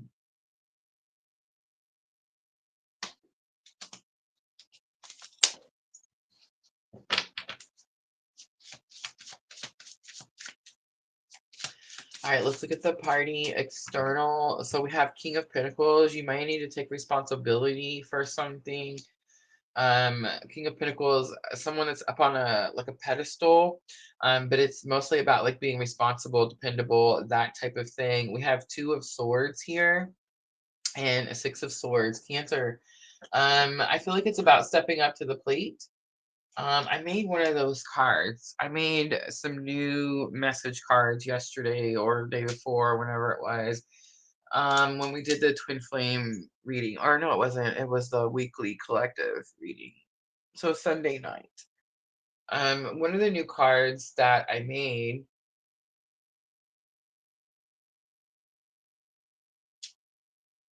is very unique because it's not something that I said. It's not something that he said. And it's not like a collective general message like send unconditional love that we all hear, right? It's actually very specific, and it says either step up or get out of the way. And that was a statement that was made to us. Actually, it was made to him. I mean, I was there, but the person was talking to him. Um, and it was that moment where I was filing for divorce and um like the shit was hitting the fan type of shit, right? And the person that said this to him was someone that we had great respect for. So when the person told him, like step up or get out of the way, in other words, like don't block her, you know what I mean? Um, and I, I mean it like that, but whatever. But that's what he meant. Like don't block her from her being able to receive her abundance, right? Like if you're not gonna be able to do the job, get out of the way. Don't block her doorway. And I'm kind of getting that energy.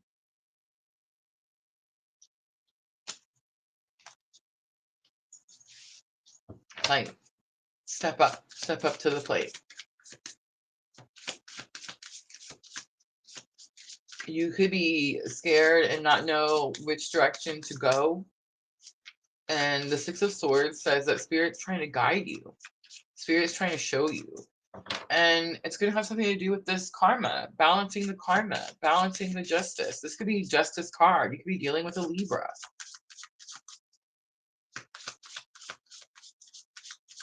Vanessa says, my whole life is a tower moment. Same, girl, same. You're not dealing with Libra, you're Cancer, you're dealing with a Capricorn, right? And if they're not a Capricorn, there's someone who maybe has some of their own toxicity. It could be something that you felt like you were bound to. That could be the tower moment, Cancer, that you just experienced, right? Three of Cups comes out. I feel like that's confirmation for that third party up there. So Cancer, you could be balancing something out when it comes to do with third party. The Hermit is here. This is Dark Night of the Soul.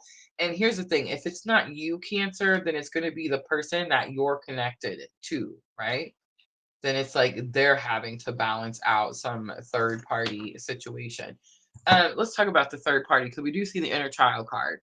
So one, third parties does not always mean that there was another person. Third party can be something that is toxic, unhealthy, booze, drugs, women, sex, nasty, all the shit, right? Um, Anything that's not good for you, anything that if you were sitting up there with Jesus, would you be ashamed to tell Jesus that you did, right? Like that's the Capricorn devil card energy, okay? And it has nothing to do with Capricorns. Like I know people sometimes are like, why is death always Scorpio or why is, karma always Capricorn? Are they connected? I mean, yes, but does that mean that like if you're a Capricorn sun that you're like the devil card or to have devil energy? No, it does not mean I swear the questions I get sometimes miss out. But I do feel that in Cancer, I'm just gonna be real direct. Remember, these readings are for me. Remember that I correlate all 12 readings, all 12 signs with my own birth chart. Remember that when it seems like I'm cussing someone out for making poor choices in life, that I'm only giving these lessons, channeling these lessons for myself. Please remember that, okay? Cancer, you put yourself in a third party situation. And you need to take responsibility for that. You need to take accountability for that, Cancer. And it's like in 2025, you do take accountability, great accountability for that situation. And I think the scales do get balanced back out. And I do feel that that does allow you to heal your inner child. If you are like me, and remember, this is me I'm talking to. I'm the Cancer rising. If you are like me and you feel that your life also has taken this turn, or you have found yourself in this position, or you are also dealing with third party twin flame bullshit, I want you to know that the reason this is happening is so that you can heal your inner child. Yes. Like, that's the wise.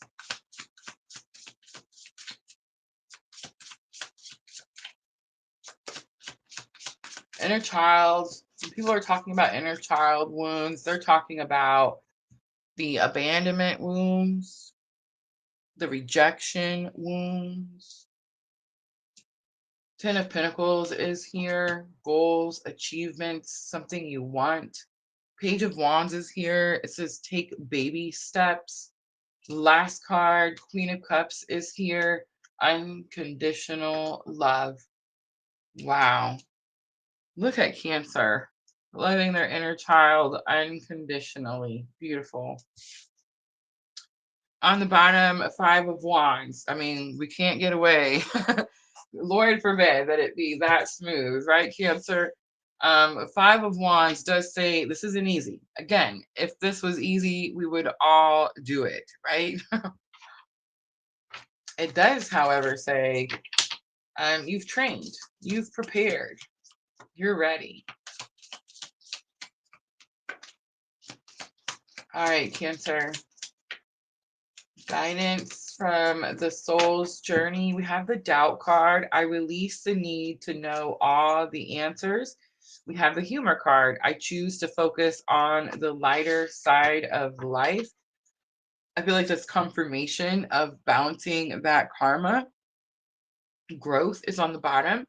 I want to expand my consciousness and my awareness. All right, Moonology Oracle to close it out for Cancer.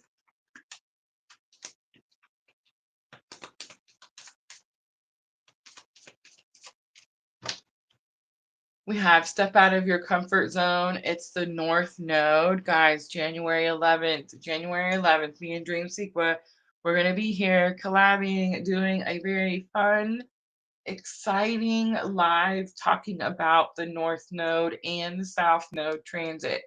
Please come join us.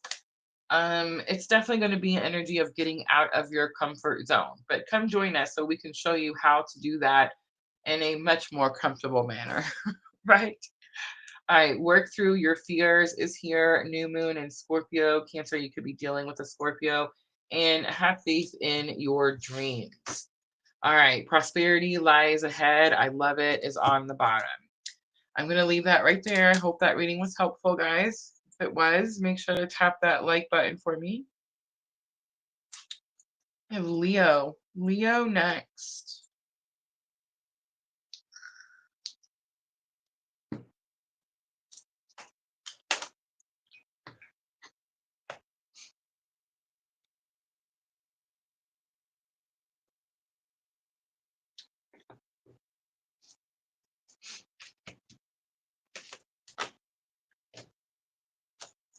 How's everybody doing? Let me go check on everybody.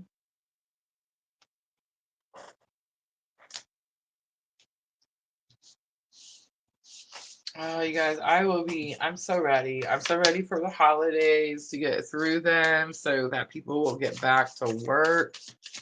I'm ready to see these internet people out here fixing my internet.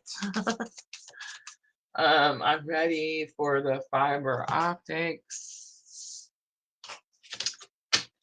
I've been here a month, and I was here like a week when they showed up, and I was like, wow, what a coincidence. It's like they're following me everywhere I go. It's like Spirit wants to make sure that we have a clear live, right? No problems. And then the holidays came, everything like Christmas, New Year's. I'm like, oh man, I'm gonna have to wait. I'm gonna have to wait till after the holidays.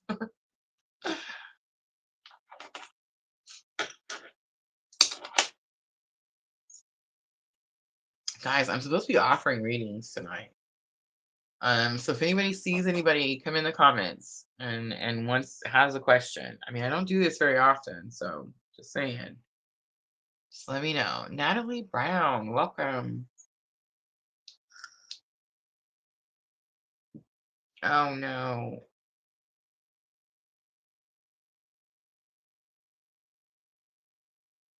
Jenna says Times Square is getting pummeled with rain and wind. Oh my gosh, we did all night last night. It was terrible.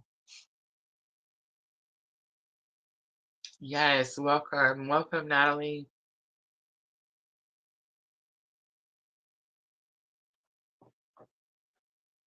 Oh, my tea's almost gone and we're only halfway through, guys. What am I gonna do?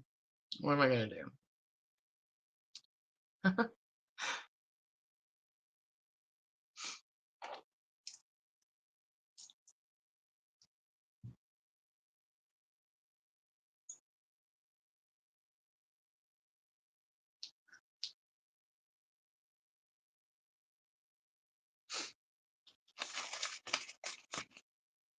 I'm almost ready, guys. All right, Leo. Ooh, the fours. 1 4 4 4 4. I'm liking those fours. I don't know why I keep coughing. I know people have been talking about like getting sick and having like there's colds going around and whatnot, and like I've been trying to stay inside. I don't want no part of it, right? All right, Leo, this is your reading. Take it however you take it, right? Like I'm not gonna put a timestamp on it. The nodes have definitely been very prominent in the readings, I would say, so far. So let's see, what is the theme? What's the theme? The main energy for Leo. We have rejuvenating rain, clear the past and heal the present.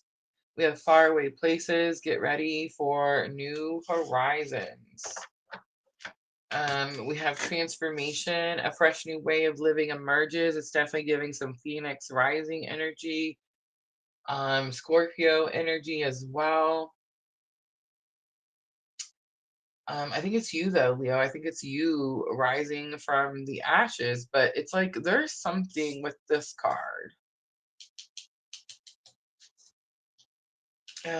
It's almost like I want to say it's holding you back. There's something about clearing up the past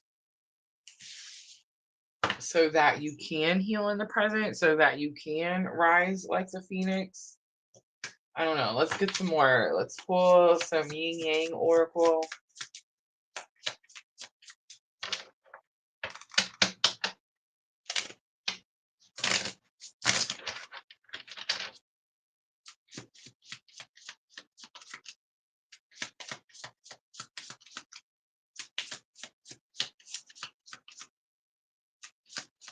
Wow, Natalie Brown. We've been talking about the need to protect ourselves and our energy and who has access to our energy. All right. Leo. Confusion, Neptune, illusions. Guys, Neptune is fixing to be retrograde in Aries. Okay, so confusion in 2025. This is giving me like the rose-colored glasses. There's something from your past that you need to heal, Leo. And right now it's like you have some type of confusion. You're wearing rose-colored glasses. The Neptune transit. Dang it, I took it down. Why would I do that, Rosa? I had all the retrogrades up on my screen. Um, the Neptune retrograde next year, I mean this year, 2025, is I've been saying next year forever that I just have it. Um, I can't remember when it is, but it's like it's very possible that you take the rose-colored glasses off then, right? Like that transit could normally, okay, so normally Neptune is already confusion, right? Um, it's mysteries, things you don't see clearly, dreams, that type of energy. Going retrograde, I would think, would bring more I feel like I'm making this word up, but like straightness, right? Like now you see you have a direct path. Now your dreams are clear. Now you're remembering them. You see what I'm trying to say? It's giving that, giving that. But yeah, something from your past, you definitely could be wearing some rose-colored glasses. We have trust in divine timing. Trust in divine timing. The clock is sticking out. Last one, we have fulfillment and wish. How interesting. We have water, Pisces, Cancer, Scorpio on the bottom. You could be dealing with a Pisces, Cancer, Scorpio, especially when we had Neptune as the first one. Very possible. But Leo, I think you just have a lot of emotions when it comes to someone from your past. You're not seeing something clearly, and what it is that you're not seeing clearly has something to do with divine timing. It's very possible, we're going to clarify with some regular rider weight, that this divine timing, this wish that you've been wanting is fulfilled this week. I actually don't think that it is. I mean, I think a wish is fulfilled, but I think again, it's like you had these rose-colored glasses on and you thought it was going to be this, but actually it's this.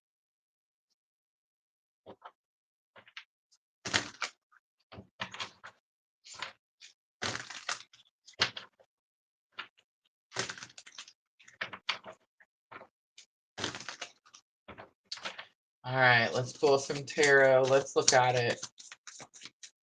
Faraway places, rejuvenating rain, clear the past and heal the present.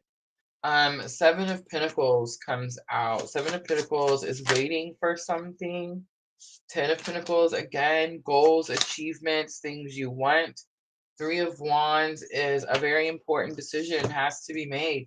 Okay, so you could be having to leave something that you think you're leaving something in the past, but actually it has to do with divine timing.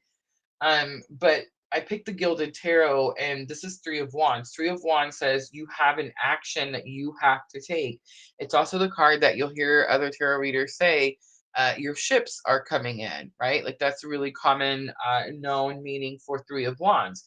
In the Gilded Tarot, this is not just your ships are coming in, Leo. This is your ships have arrived. Because in regular Rider Waite, those ships are out in this orangey sand ocean, like way far away. And they're just like these little orange dots out there in this, orangey ocean. In the Gilded Tarot, it's water, it's an ocean, it's splashing up on the port, on the pier. His cloak is getting wet because the ships are so close as they're pulling in, right? So it's definitely this energy of there's something from your past that you've been holding on to, most likely due to these rose colored glasses. You need to release whatever grip you have on it because when again this energy is coming up, but we've seen this earlier tonight where it's like if you're able to release something or if something's leaving you, allow it to fall away because what's coming in is going to be better. It's going to be better. When God takes something away from you, he always replaces it with something better. Let's look at those illusions. The Neptune confusion. Eight of Cups, big confirmation. Need to walk away from something.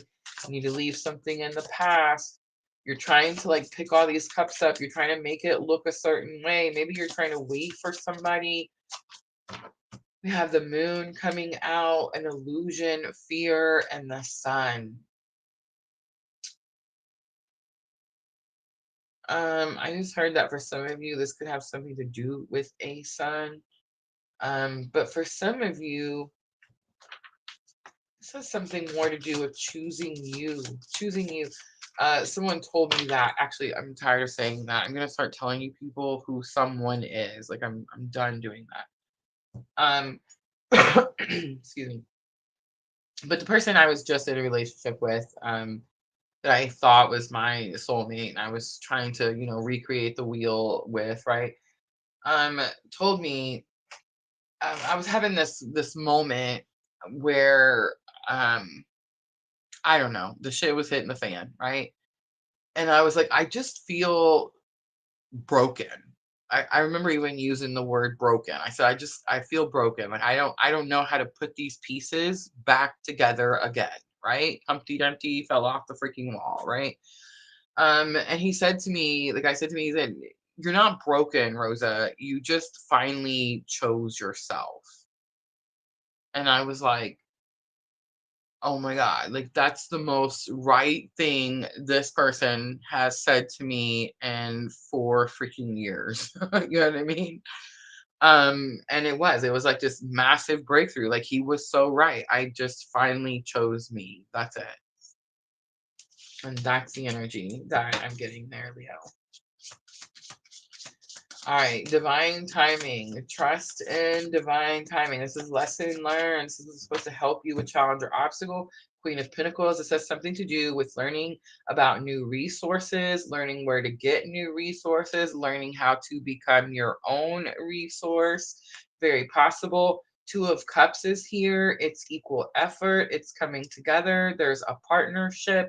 It's soulmate energy. Nine of Cups is here. I almost dropped it and then caught it with my knees. Nine of Cups is divine wishes being granted.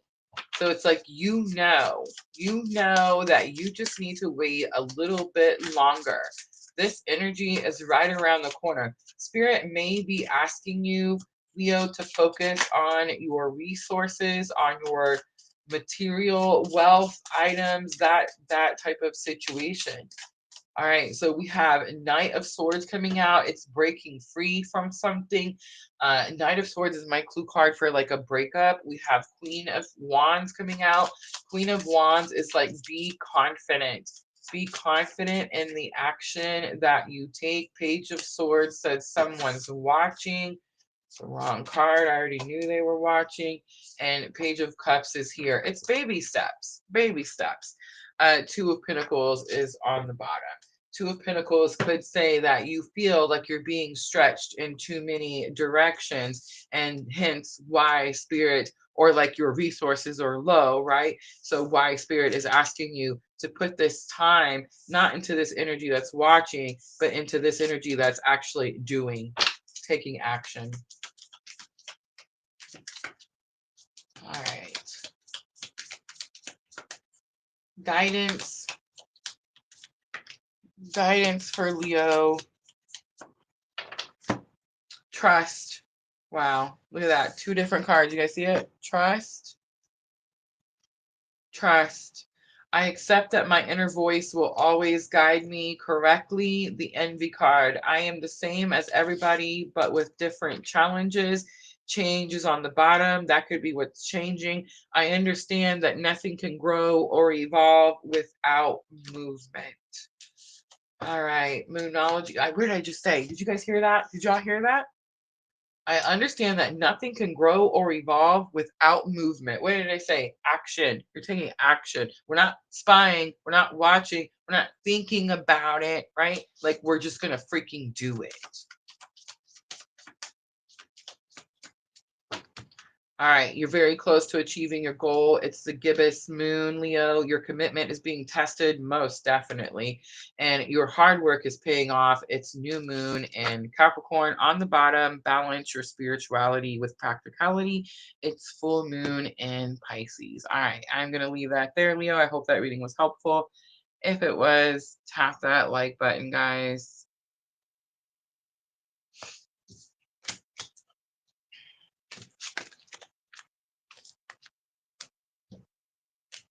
Mallory, thank you for reminding me. Try to remind me again. Like if I forget and don't message tonight, because it's probably going to be late. It is about, the galahs, and I just wanted to share something with you that only you and I can share together. One of those things.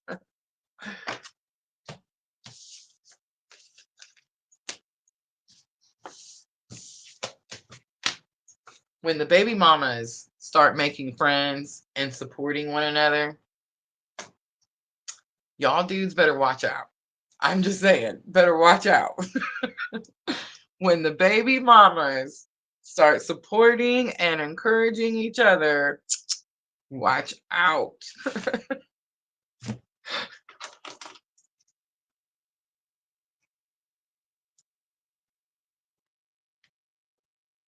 All right, guys.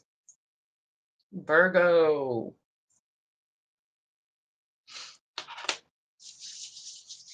I totally have to go to the restroom. I don't know. Should I do it before Virgo or after Virgo? I guess I'll do Virgo and then we'll do restroom.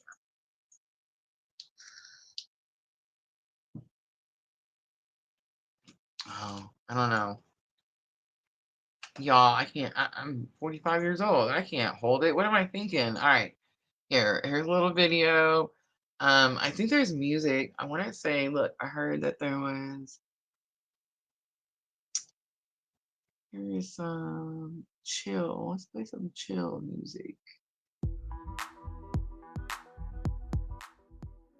Try to make it not too loud. Is that not too loud? Some chill music in the background. Somebody don't let me forget to turn that music off. I totally gotta go to the restroom. I'll be right back.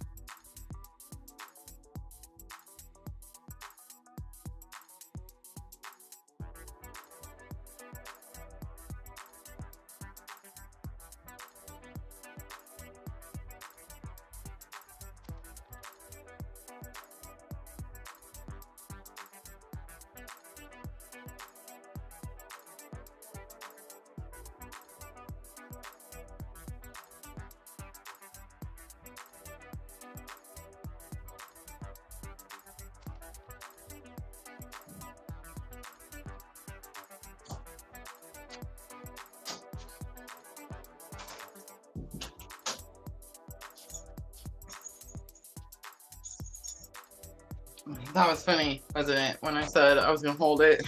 I know, I was in the bathroom cracking up. Alright. Pause. Back to our screen. And we didn't lose a single person. Is that not crazy? Like, I love y'all. Well, it says we did. Mallory. I love you, Mallory.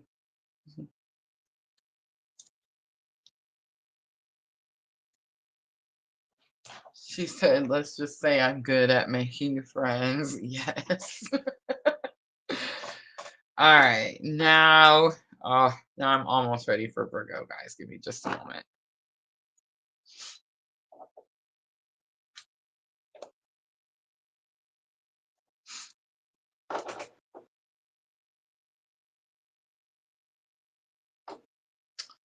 It is 10:05. Oh my gosh, and I'm only at Virgo. We may be here. Oh, I can't believe that. I feel like I'd be baffled if we're still here. There's no way. I gotta be in bed at 11. Who stays up and watches the ball drop? Dream Sequel, you're only what, an hour away because you're Eastern time, right? So you're definitely gonna reach it.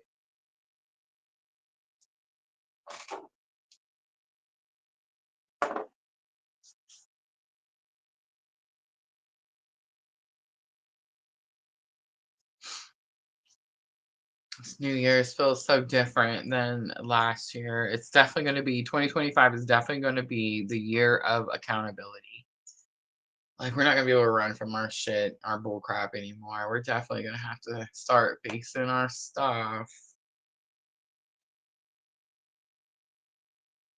And I don't know about y'all, but like I'm to the point in my life where like I'm ready. I'm so ready. I'm done. Life has been so challenging, so hard. Free will is such a joke. I am surrendered. I am here. I am showing up. I am not trying to see nobody.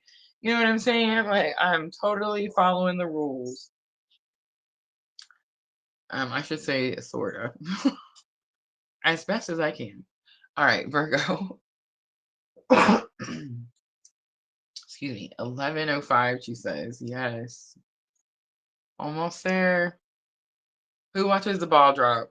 8:05, Miss Owl's Pacific time. Still has a while. All right, let's do 2:04:48 for Virgo. All right, Virgo, no timestamp. Okay, so we're looking at energy for 2025. This could be next week. This could be next month. Who knows? No timestamp. When you find it, when you watch it, the message could be for you. All right, Virgo. My North Node is in Virgo.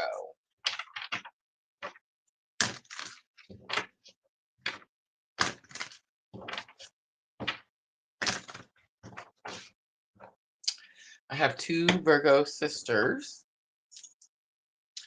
Their birthdays are just days apart. All right, Virgo, main theme, energy, stepping into power. You are strong beyond measure and wise leader. You are a beacon for others. On the bottom, grounding, go deep, explore your roots. Super, super interesting there.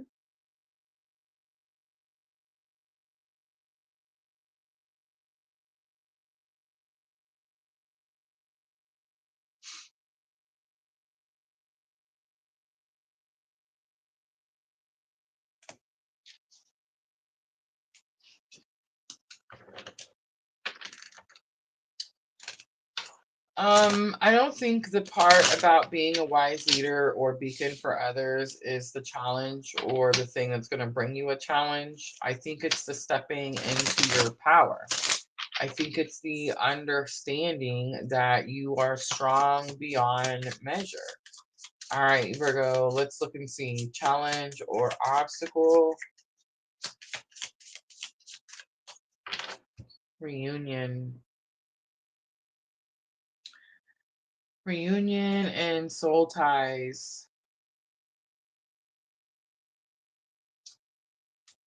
You could be focused on reunion or soul tie, and spirit's asking you to step into your power because you are a beacon for others. Most likely, that's going to be the situation.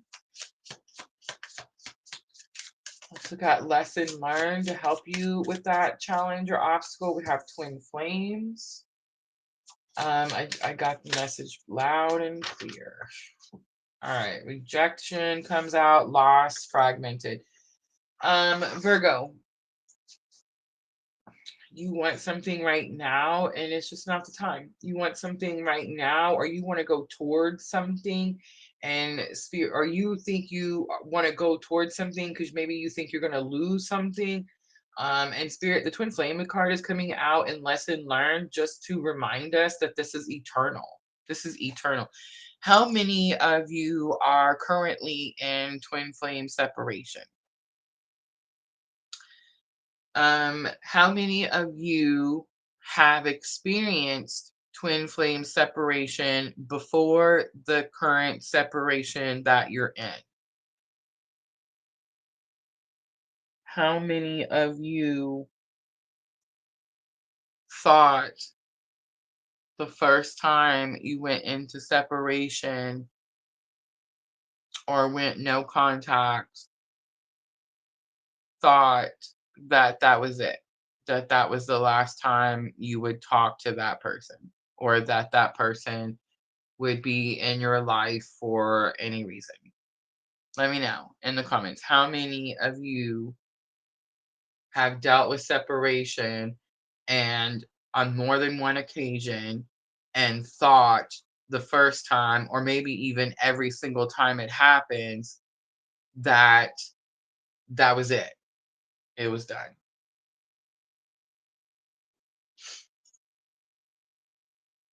That is really common. It's a very common situation. For those of you that are always questioning, or you're not putting like your labels in the right place, or you're not using the right labels, and you're not sure, like, if who's the twin, who's the person, who's the whatever, who's the person that never goes away, who's the person that always comes back, who's the person, and I don't mean like they come back, like they come knocking on your door. I mean, like, universe shoves you back together for whatever reason. You see what I'm trying to say? Sandra says long, very long separation. Sandra, did you at any point in that separation think, oh, that's it, never again? And then bam, here we go. Round 1997. Jenna says, since 1997. I love it. All right. You're a beacon for others. Virgo, you're a beacon for others, stepping into your power. Two of Cups. Equal effort, working together. Six of Pentacles, balancing the energy out. Eight of Wands, there's sudden changes, quick information. Virgo, somebody wants to work with you. All right, let's look at reunion and soul ties. Why is it in this position though? Page of Pentacles, something is not ready. Student, not at its fullest potential. The peacock is also a clue card for masculine energy. So if I'm talking to a feminine Virgo, your masculine energy is not ready yet. Surprise. Three cups. Three cups is why they're not ready yet. In case you didn't know, I know I hate telling people the facts sometimes, but the facts are the facts. The facts are that there is a third party situation. Your person most likely has some Knight of Cups energy, right? Like they're taking their cup around to all the parties, and they're like, "Hey, love me, let me see you naked," right? Because I don't know how to love myself. I know I'm being such a smart ass tonight. If you know, you know. um, but Page of Cups is baby steps. Something is not ready, and it's Virgo, it's giving baby steps, like small steps, no leaps and bounds. This is a twin flame journey. It's freaking eternal, right? Like there is no um ooh, I almost said you're running out of time. And I was gonna say that there is no time limit. And there's not, okay? In all reality, there's not a time limit because it is eternal. Eternal means for eternity, over and over and over, every lifetime, over and over and over. But here's something else that has been brought to my attention, Virgo, and I'm going to talk about it in this reading because Virgo is my North Node.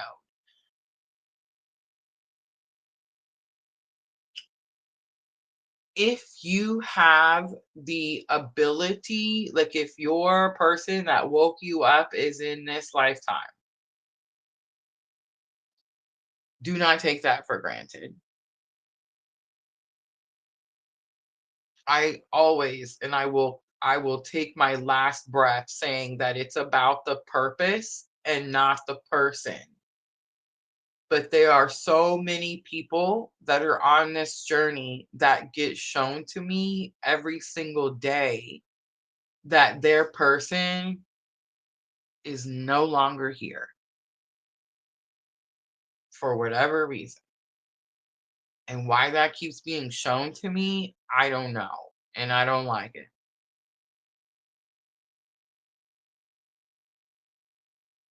So it is for eternity. The message from Spirit is it's eternal. Do not focus on this specific time. You do not need to take leaps and bounds. You need to take small, practical steps with this reunion energy. But Rosa, sitting here in this chair, having this type of spiritual awakening journey, is telling you that if you have a physical person who woke you up and this is the connection that you feel, do not take that for granted. After 4 years of being on this side of the camera and hearing all of your stories and feeling all of your pain, I do not want to experience that for myself.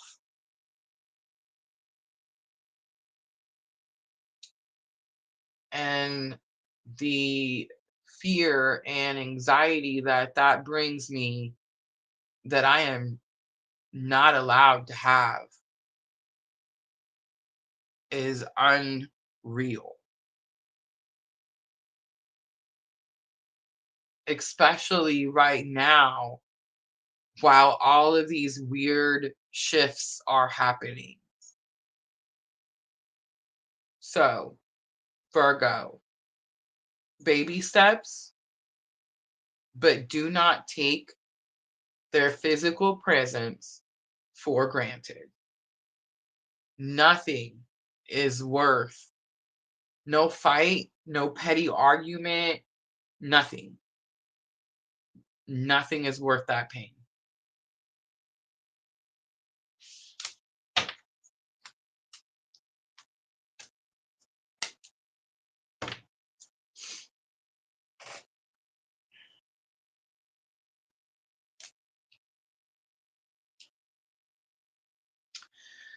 Twin flames, you got the Two of Pentacles, the Justice card, Libra energy, and Two of Wands. It's like justice will be yours, but you have an important decision to make right now. Right now.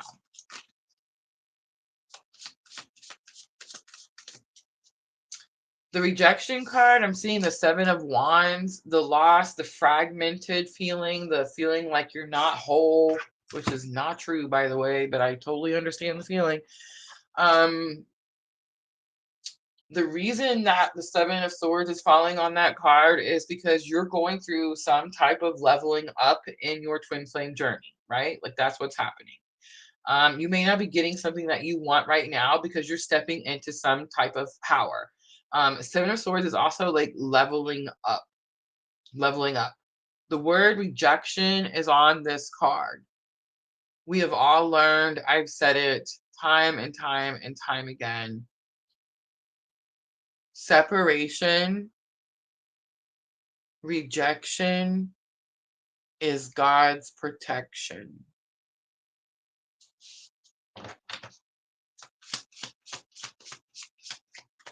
You don't want to be the one that has to teach the karmic lessons. You want to let the karmics do that. The Fool comes out, and Six of Wands. Look at you making good choices. The Fool, the leap of faith, and Six of Wands is a victory. You definitely choose you, Virgo. You're on the path of healing. Your focus is healing. You're not going to allow reunion to distract you anymore. So let's talk about that. What do I mean by that? Okay. So now Virgos listen to my reading, and Rosa said, I can't let reunion distract me. But remember, I also just said, do not let their physical presence, do not take that energy for granted. Whenever we have reunion periods, the divine feminine always thinks, oh, this is marriage. This is it. The divine masculine, who knows what they think. But it's like, we get this energy like we think this is it. And I've been saying again since the beginning, since 2020, since we started PLR, reunions are a recharging period. When you experience a reunion, someone is leveling up. It's not always both of you. We actually do have free will. And I mean, it seems like for a long time, the masculine chose their free will.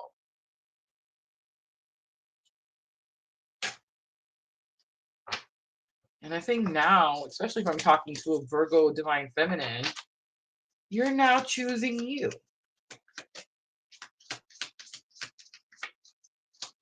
Almost like you took a lesson from the divine masculine. All right, here's some guidance. Perseverance.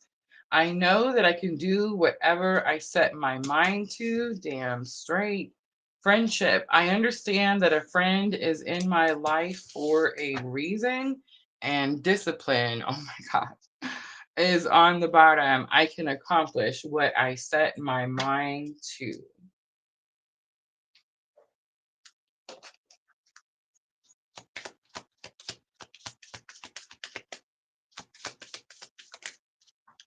All right, Moonology flew out. Be bold and make the first move. No way, I'm chicken.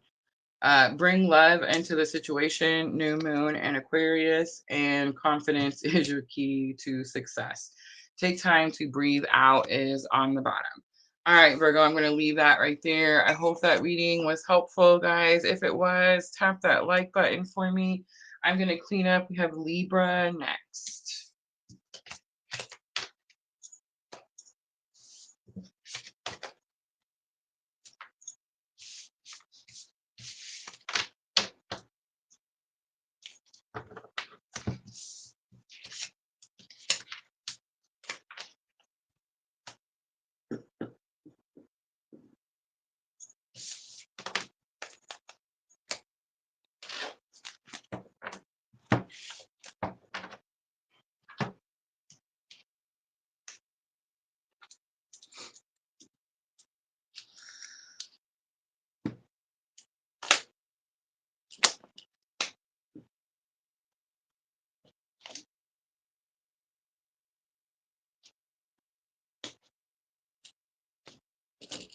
Mystic Serene, thank you.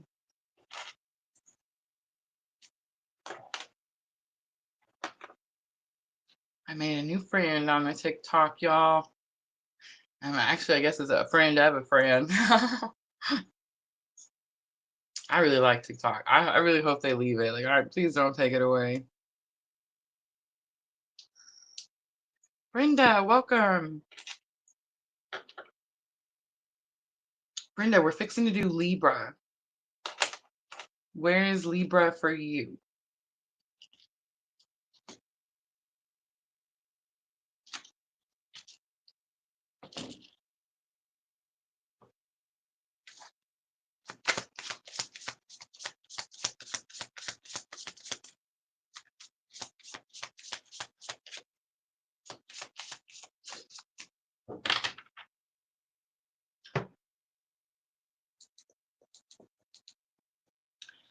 All right, y'all, that light is getting a little warm.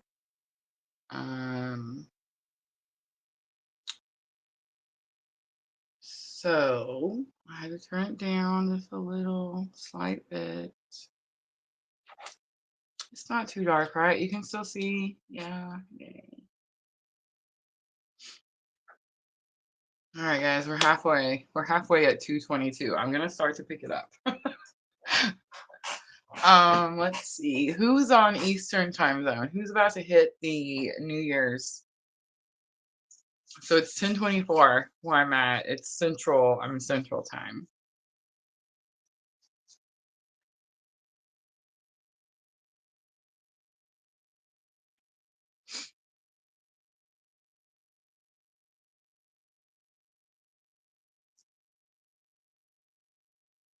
Oh, that's so cool.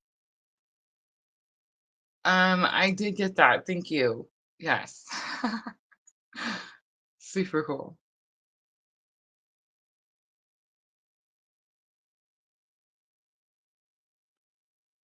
Michelle, Vanessa, Dream Sequel, you guys are just minutes away. Oh, it's so exciting. All right, I'm going to get to it. Let's do Libra.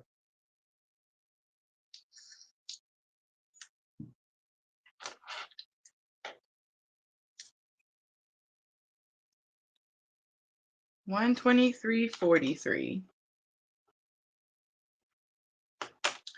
All right, Libra, this is your reading. No timestamp on this reading, guys. This could be for all of 2025. This could be for next week. We don't know. We're about to find out. All right, main theme, Libra. Let's get the energy you're going to be working with. What is the main theme for Libra? I'm using the Sacred Traveler. We have fellow travelers. Support is all around you. Valiant courage, take action with passion. Ooh, Libra, you're having to do something very brave. You're having to do something brave that is healing. See the cross on the flag? You are surrounded by support. This could be family support. It could be like mind, soul tribe. We have finding sanctuary, opening to your spiritual source is on the bottom. All right, Libra, let's see. Goodness. Divine timing, the trust card coming back out. So we just seen that one. Challenge or obstacle. Something is going to happen. It's going to be reckless energy because I was getting, okay, so it says valiant courage, take action with passion. And this is your main theme. You do have support, but sometimes you see how he's carrying that wand? It could be like Knight of Wands energy, which is reckless energy, right? So there could be something about having to be courageous, but not reckless, Libra. I feel like that recklessness, that wanting to be more aggressive about something came out in last week's reading, if I'm correct. But yeah, like you're having to trust in divine timing. Don't try to force something is kind of what I'm getting. But I think the most important part to stick to is that the support is around you. You are supported. All right, transcendence and unity is going to be lesson learned, Libra. That's most likely what you're wanting, what your goal is, what you're headed towards. And the divine timing, the trusting in divine timing, Libra, is the challenge. All right, let's look and see what is the outcome. How does it work out for Libra? Truth and expression comes out. Someone says the truth. Ooh, where is Sandra? All right, so we have facade and beliefs on the bottom. Excuse me.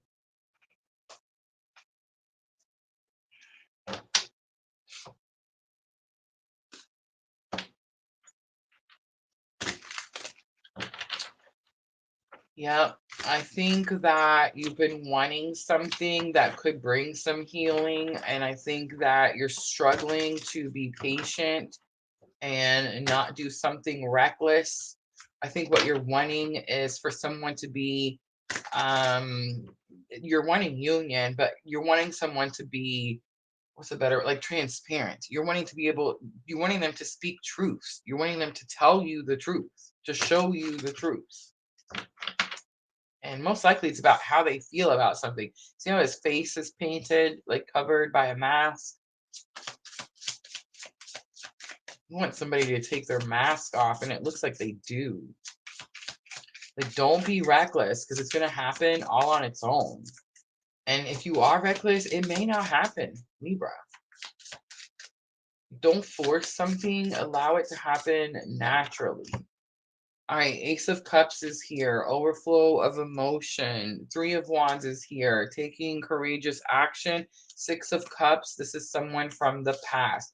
Or you could be dealing with memories from the past. Nostalgia.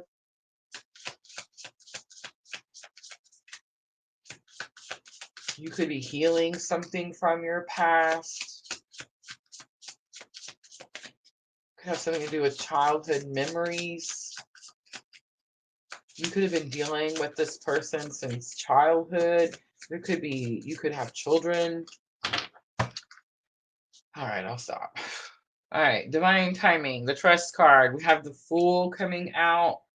Aries energy, taking the leap of faith, putting yourself first, divine wishes being granted, 9 of Cups, 6 of Wands, victory. You want this. You want something that has to do with union, someone taking a mask off or not wearing a mask in general and just being truthful and honest. Like you're done dealing with fake, immature bullshit and you just want like straight up, direct, grown maturity, right? That's your challenge or obstacle because spirit's saying wait for divine timing and you're like, no, I need this fool to grow up now, and it's like that's not going to happen.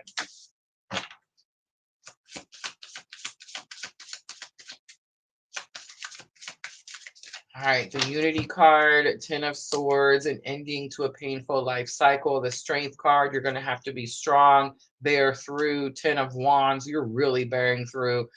Heavy burdens on your shoulders. Something could be causing heavy burdens on your shoulders. Some ending could be causing heavy burdens on your shoulders. Some ending, Libra, could be causing heavy burdens on a new person that you're in a new relationship or in a new union with. They could be a Leo.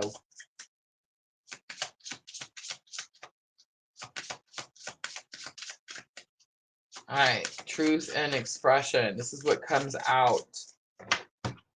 Queen of Cups, divine, feminine, unconditional love. The Sun, the self. 4 of Wands. You choose yourself because that is what is best for everyone involved. And I just want to say, 4 of Wands, not only do you choose yourself, but you manifest the foundation that you want. You manifest the home, the foundation, the life that this other energy could not give you. Now you manifest it with this new energy. Queen of Pentacles on the bottom. You learned how to become your own resource. Remember Libra when it was about what they could give you? You remember that?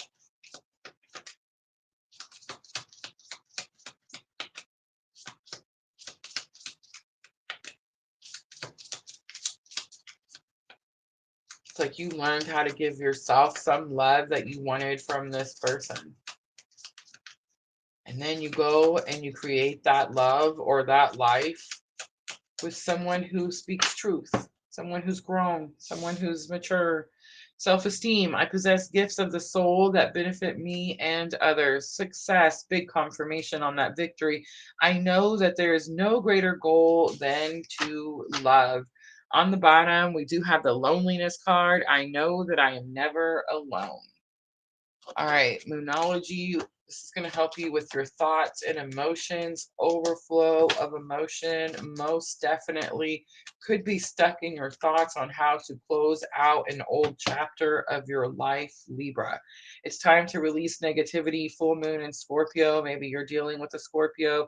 A new romantic cycle begins. Look at the confirmation because freaking spirit loves me. New moon in Libra. Meditate and contemplate. New moon in Pisces.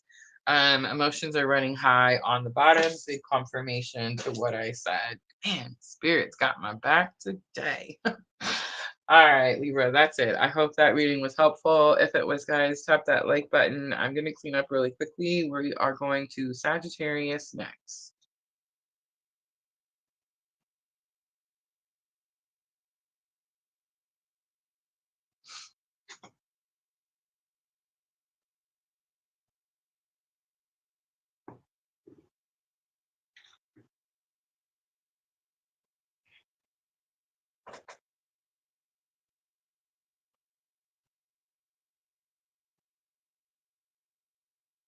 Oh yeah, Vanessa. Vanessa is in where are you at, Vanessa?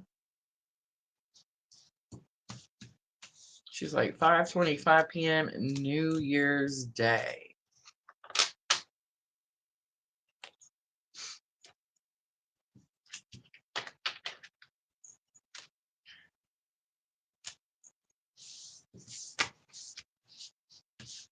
Oh, Vanessa. Vanessa's here. Vanessa, has any of the moderators told you yet? We may have forgotten. I don't know if you remember, but Diana won the twin flame reading Sunday night. It was the twin flame reading, or you could choose the 2025 preview. Do you remember that, Vanessa? And I said you can gift that to someone if you would like, to my moderators, because they just got their 2025 all 12 months, right, guys? I hope we can share how you felt about that reading with everyone, because that reading is now available in the Etsy shop, guys. It is now available all 12 months 2025. I probably should have mentioned that earlier. Yes, so Vanessa, she decided to gift it to you, so congratulations, Vanessa. Say something to me in the comments so I know that um that you got the message, that you can hear me. All right. Where did I say we were? Sagittarius?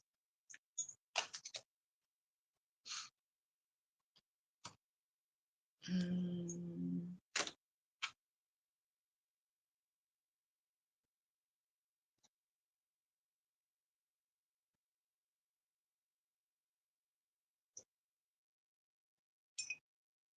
My tea is gone, y'all.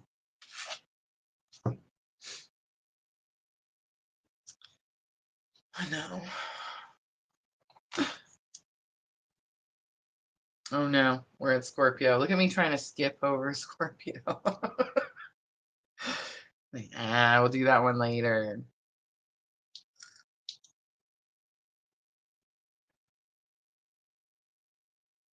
Oh, I see her. She says, very cool. Thanks. All right, Vanessa. So you just got to email me, message me, something. Let me know if you're going to do Twin Flame Current Energy. It's the full detailed reading. It's $22 value in my Etsy shop. And then I also have that 25 preview. And that one's actually not in the Etsy shop. But yeah, just let me know, message me, let me know, and I will record that reading for you, and then I will send you a link for it. And you can ask 2 questions.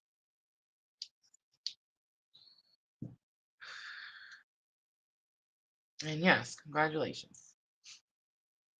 Diana is celebrating New Year's tonight.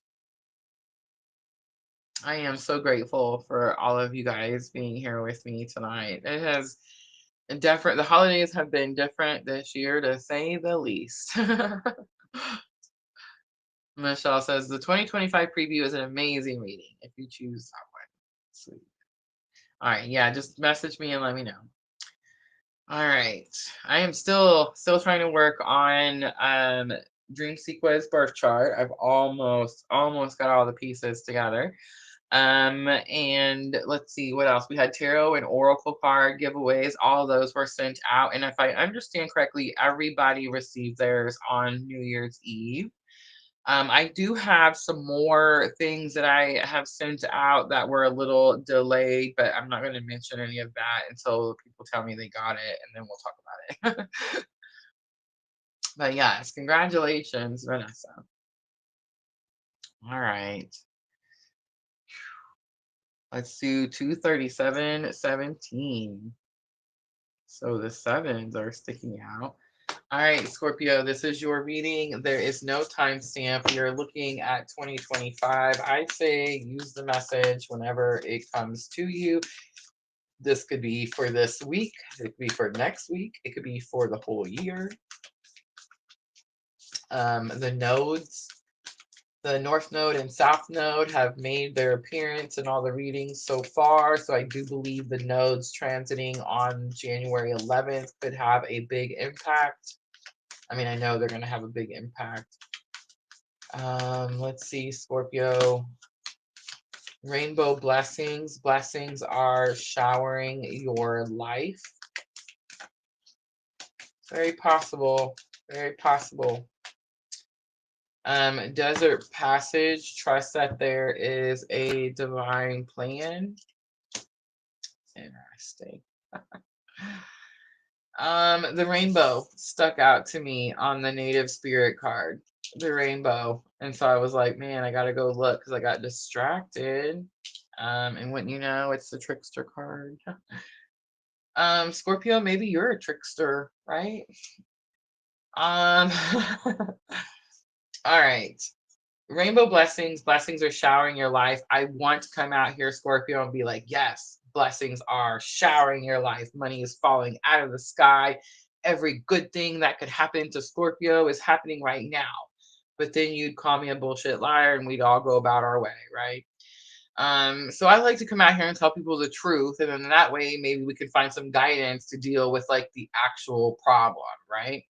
All right, so rainbow blessings, blessings are showering your life. I feel, Scorpio, like you have some opportunity for some abundance to come into your life. I mean, it could be anything. The rainbow could be a pot of gold, it could be money, it could be love, it could be, I don't know, a happy home, who knows, right? But I'm such a smart ass today. I'm gonna have to stop. I'm gonna stop right now. Okay. Um, Scorpio, when I see the rainbow blessings card, if I feel like there's blessings, then I say, yes, good things are happening. But if I don't, and I don't right now, then I say, Scorpio, maybe they're not happening just yet. But don't count them out, Scorpio, because the idea with this card is that they're right here. There's something like you can almost reach out and touch it. It's that close. So, here's the practical advice. Are you ready, Scorpio? There's going to be something that's blocking this doorway. There's something in the way from you to where this, whatever that abundance is for you, whether it's the pot of gold and it's money, a new job, a new career, a raise, a new car, a house, someone who actually loves you back. I don't know. You know what I'm saying? Anything. Oh my gosh, I said I was going to stop and then I kept being a smart ass. All right. Desert passage. Trust that there is a divine plan. This is how I know that the rainbow blessings aren't showering in, right? They're not pouring in because you're struggling and you're going through this desert passage and you're like, why the F am I having to go through this? Why is this happening to me? I did all the things I was supposed to do in order for this to happen, and now it's not happening. Why is that? And Spirit's like, trust that there's a divine plan. On the bottom, it's a voyage of the heart. That's why it's happening. Love flows through you and to you, whether you believe it or not. All right. Scorpio. Who's blocking that doorway?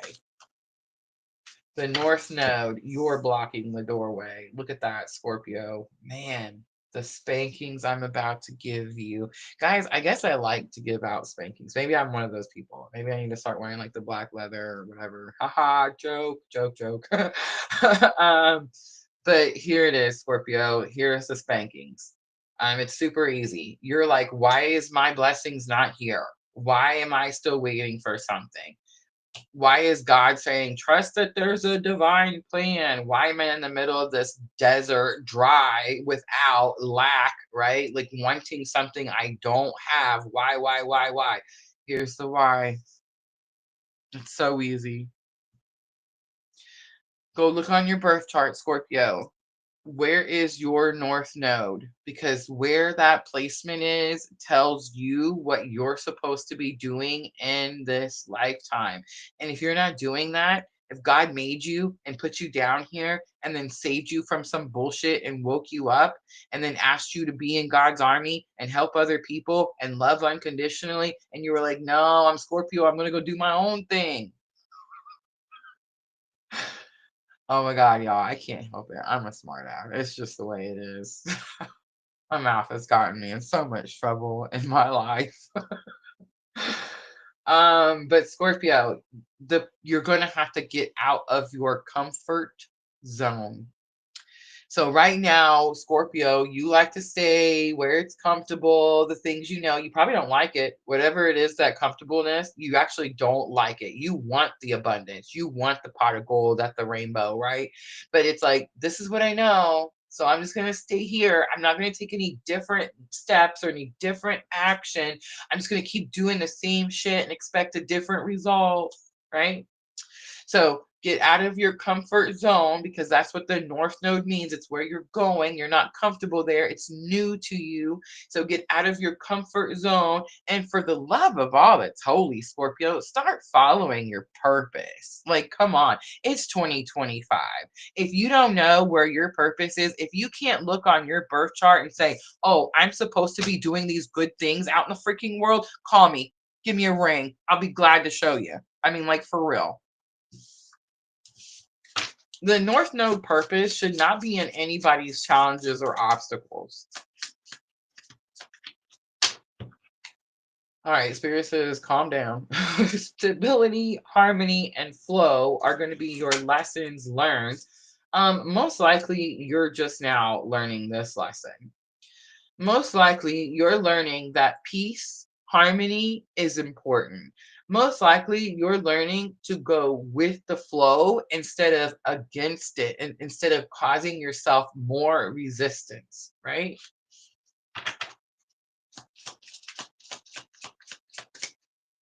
Like, I don't want to go with the flow. I'm not comfortable. All right, decisions. You have an important decision to make, and it's a scary decision because look how the little boy is wearing the raincoat. You know what this reminds me of? The It movie. My oldest son, oh my gosh, he cannot stand the clowns, right?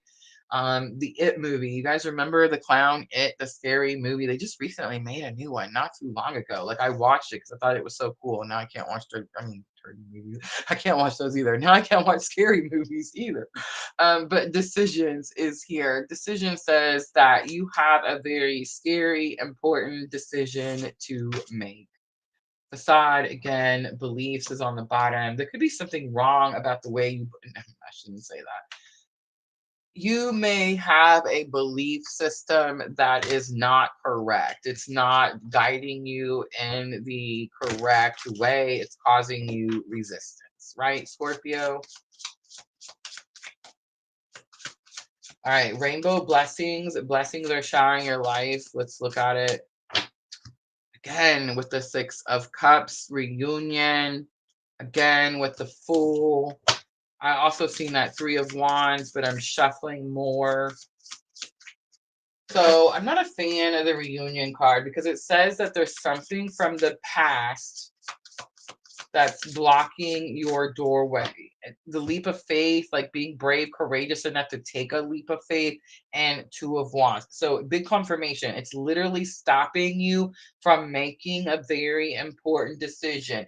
Something from your past is causing you to be fearful of taking a leap of faith and making an important decision, Scorpio.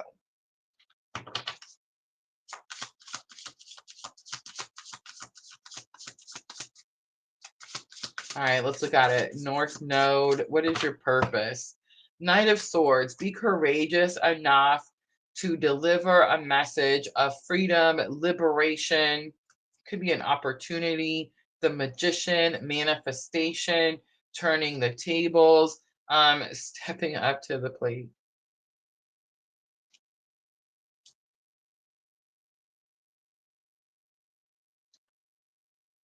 And it's kind of scary, Scorpio, because it's in your challenges or obstacles. So here's what I'm going to say. If there's a Scorpio out there and the message is pulling at your heartstrings and you're like, nope, Rosa, this journey ain't for me. I'm not going to be able to follow my purpose. I'm not interested in where my North Node is. I just want free from this shit. I want to be like, okay, Scorpio, just manifest that. Just manifest that. The Magician says just manifest that. You have free will, but then I also want to be like, good luck. Good luck. Remember when I had free will? Remember when I tried to go manifest what I thought I wanted? The King of Pentacles says you're going to have to step up to the plate. You're going to have to take responsibility for your purpose. stability, harmony. We have that Page of Swords again. Someone's watching. Ten of Pentacles is goals, achievements. You could, Scorpio, you could actually have, like, I know I make fun of the creepy stalker guy all the time with the Page of Swords, but you could actually have like students, people not at their fullest potential that are watching you learn how to achieve something. Does that make sense? How to fight for something, how to stand up for something, how to speak your truth.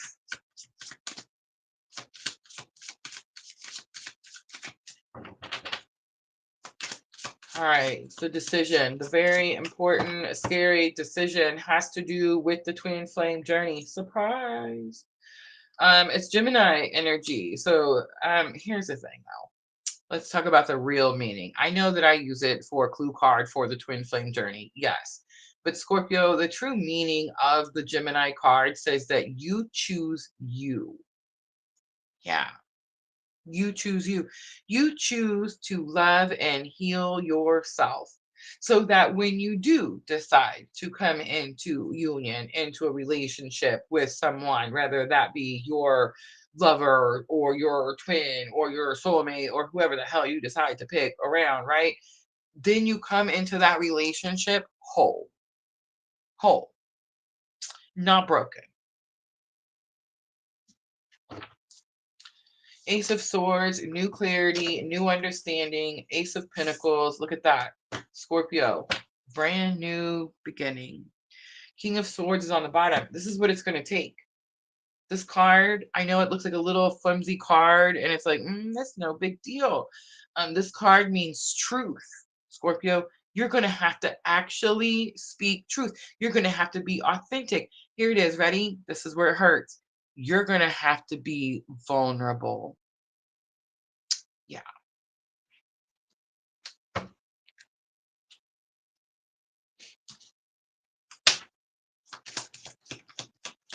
All right, Scorpio, here is your guidance.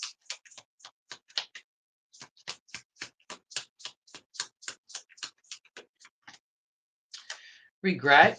I know that I cannot change the past. Big facts right there. And patience is here. I accept that everything happens in divine order. Courage, big confirmation, is on the bottom. I find the inner strength to face fear with confidence. All right, Scorpio, Moonology to close it out. This is going to help with your thoughts and emotions. We have a personal issue reaches a resolution. It's full moon in Cancer. You could be dealing with a Cancer. Prosperity lies ahead. It's new moon in Taurus, and emotions are running high is on the bottom. Facts, not facts. Emotions are running high comes out. On the bottom is nothing is yet set in stone. It's the mutable moon. So if you think that something is just the way it is, my Scorpio, my counterpart used to say that shit all the time. It is what it is. It is what it is. Oh my God, it drives me crazy. I can't stand. I hear that saying now, and it's like, ugh. You know what I mean? Like this little irk. I like it is what it is. Um, it's not. It's not. It's not what it is. It's what you make it. All right. I hope that was helpful. All right, now Sagittarius. Where are we at? 10:54. We're like 6 minutes away for those of you on the East Coast.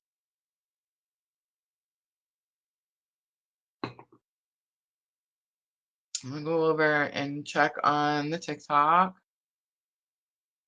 I'm super quiet over there, but I love all of the hearts. Thank you, thank you, thank you, thank you. Let's check on the YouTube. Can we pin that?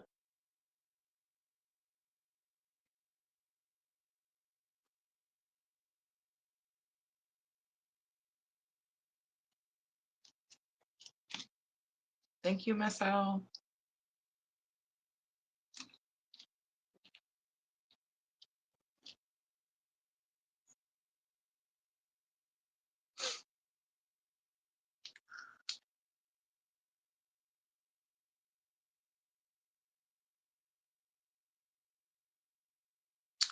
I just got a message from Diana, y'all. You gotta wait.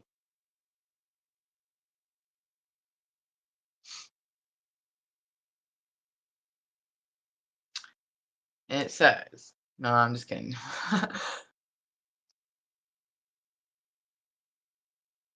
Oh, somebody let her know that we're still on the live. Can somebody do that for me, please? Thank you. She was messaging to let us know that she's back and wanted to know how the live went. So let her know that we are still here. Come join us, hang out. We're fixing to do hers, Sagittarius. Somebody's gotta go get her, like for real. I'll wait.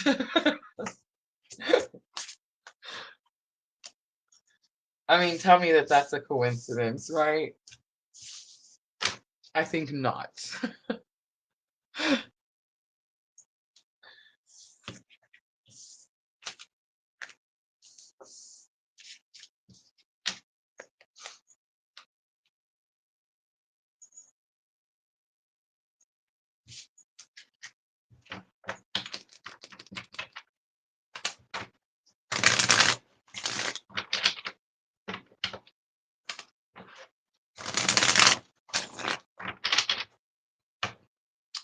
Thank you, Michelle.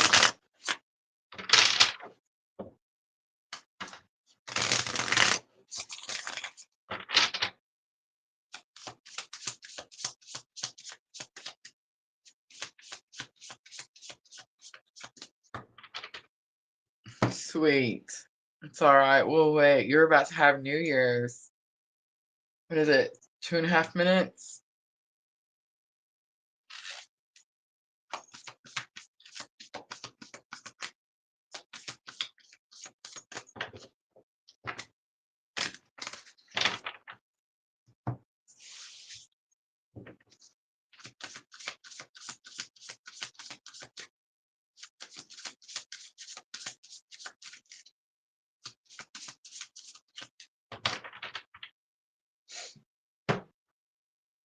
I'm a Sagittarius moon. Where's Sagittarius for you guys?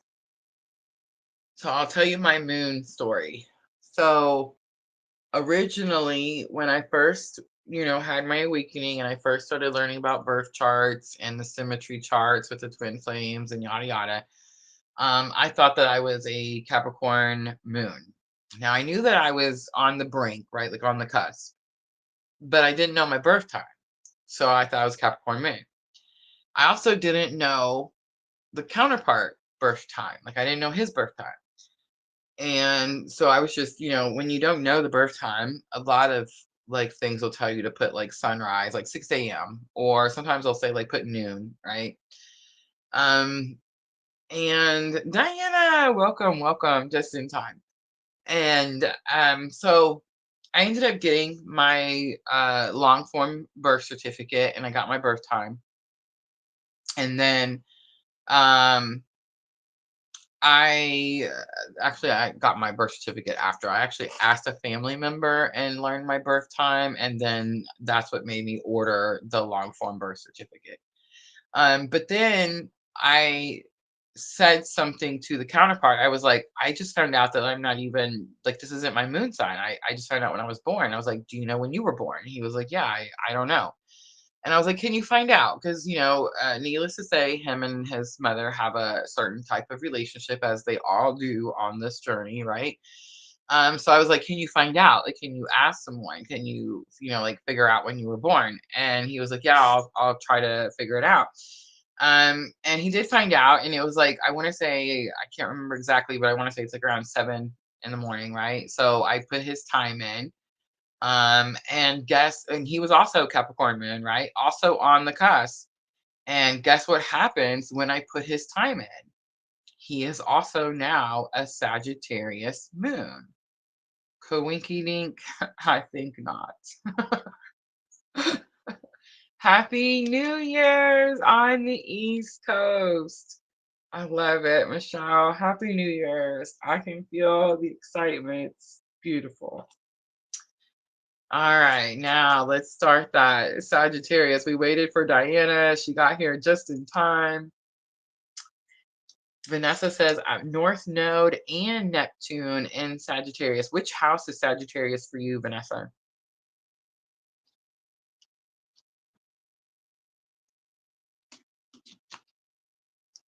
Yes, Happy New Year. I think it's Jupiter. Is it Jupiter, Miss Al? Is the husband? Is that right? Pretty sure. All right, let's get to it.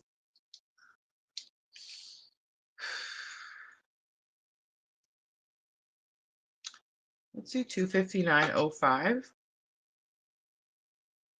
for Sagittarius. All right, so there's no timestamps. This is how we've been doing it tonight because normally we would be looking at the week of January 5th through the 11th. You can take it that way. We also have the nodes, the North Node and the South Node are going to be transiting January 11th. Guys, we're going to be having a very special live, me and Dream Sequa live together, giving North Node and South Node readings. So make sure to come join us on the 11th, right? But then we're also looking at 2025. So the message could be something that's happening right now. It could be something that's coming in the future. I feel like for the most part, it's been like this week, nodal energy, the nodes transiting from one to the other, like that type of energy. So let's see, Sagittarius, if it is the same for you. I'm going to pull the Sacred Traveler. And what I'm looking at is instead of like we normally do energy of the week, I'm looking at what's the theme? What's the theme energy for Sagittarius? First light, beginning a new cycle. Something comes to, it's not fruition, it's completion. Gates of triumph, success expands in your life. Look at you, Sagittarius. I do feel like something is like whirlwind. It picks up, it moves quickly. You may need to ground yourself. Let's talk about that real quick, Sagittarius. Lots of people joke about the touching the trees, right? And lots of people joke about the touching the grass, and lots of people joke about the grounding, and they're like, "Oh, this shit doesn't really work, Rosa." Yes, it does. Yes, it does. And not only do I know it works, but like for centuries, our ancestors have used grounding. Okay, it works. We can joke about it, we can laugh about it because you don't know how to do it properly. But if you do it properly, it works and it's helpful. So, excuse me. If you ever feel Sagittarius, like things are getting out of your comfort zone, like things are moving too quickly, unexpected things are happening, go out into nature. You don't have to literally hug the tree if you don't want to. Look how she's leaned up against the tree trunk just reading a book. Right? She's not out here hugging the tree. The tree's too big. She wouldn't be able to hug that one. But you see what I'm trying to say is like go out into nature. It's not about hugging the tree. It's not about touching a piece of grass. It's about connecting to Mother Earth. That's what grounding means. So when we say go ground yourself, go touch a tree, go sit out in the grass, we're asking you to go connect with the earth. Because when you connect with the earth, that will take care of that whirlwind, rushed, overwhelmed energy. Does that make sense? You, there's nothing blocking the gate. Y'all, the gate is wide open. The path is clear. It's being lit brightly up. You're right here. This is almost like, was it Scorpio energy where I was like, you're on the ledge, like you're on the edge, like this is your opportunity. You can come back into this darkness if you want to. We do have free will. Or you can be brave and courageous and take all of this stuff that you've gathered in this past year and start something new and triumphant. successful. And it doesn't mean that where you're at now is not successful. But I am sensing like the darker, heavier energy. It's like you need something to be excited about. You need something that's new and light and airy.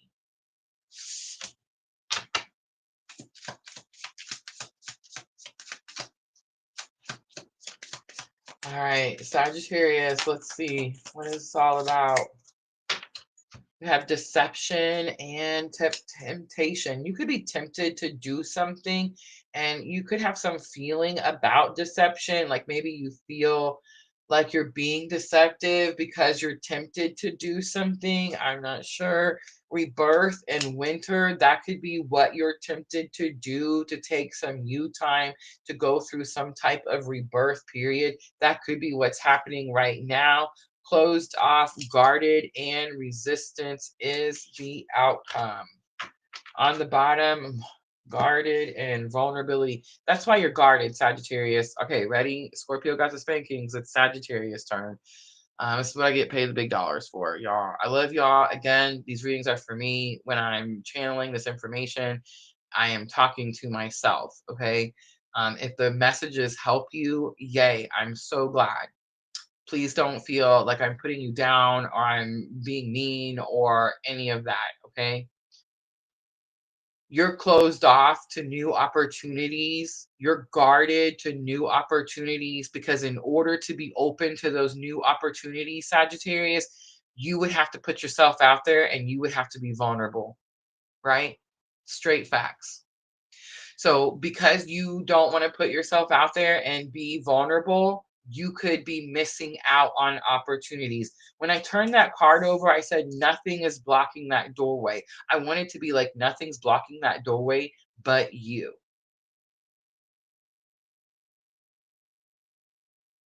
There's something that you've been doing all of 2024 in all of the seasons. There's something, some resource you've been gathering, some knowledge you've been gaining. There is something that you've been doing all of 2024. And it's like when 2025, the doors open, it's like, bam, gone, out the door. If you're willing to be vulnerable, if you're willing to be open, if you're willing to experience some type of rebirth.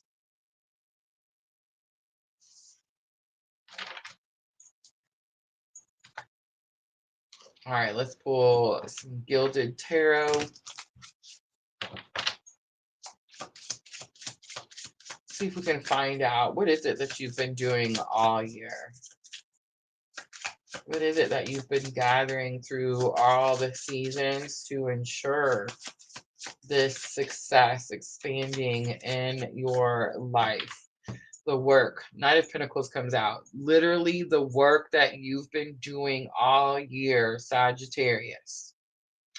You've been doing it for a long time. This is longer than just 1 year. This is longer than just 4 seasons. This is time invested. That's the vulnerability, right?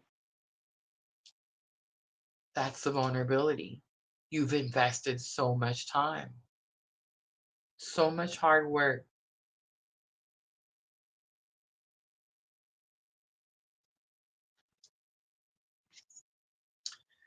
Six of Cups, reunion, childhood memories. It could have something to do with twin flame.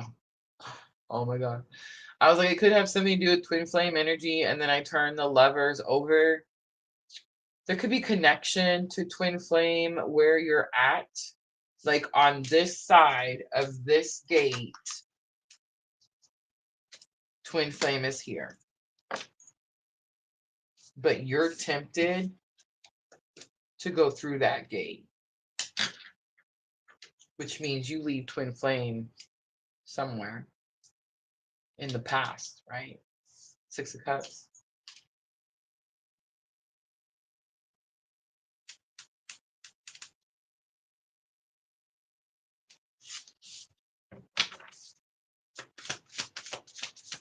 You're tempted to do something that's causing you to feel deceptive, like you're keeping secrets, Justice, it's got something to do with making the scales balance, making something right again. The Death card is here, Scorpio energy, a transformation, and ending, a closure, a rebirth. Emperor, taking your power back, control, power, wisdom. Look at the major arcana is coming back to back. Justice, death, and emperor.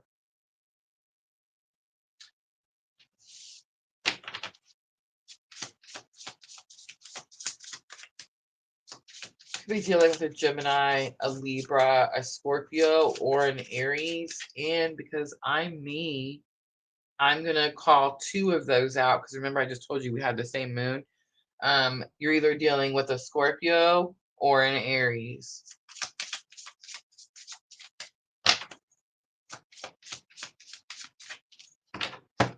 Ten of Cups comes out, rebirth, emotional contentment, happy home, happy family. Knight of Swords, freedom, liberation, being courageous enough to give a message that you're free, free to go do what it is you want to do.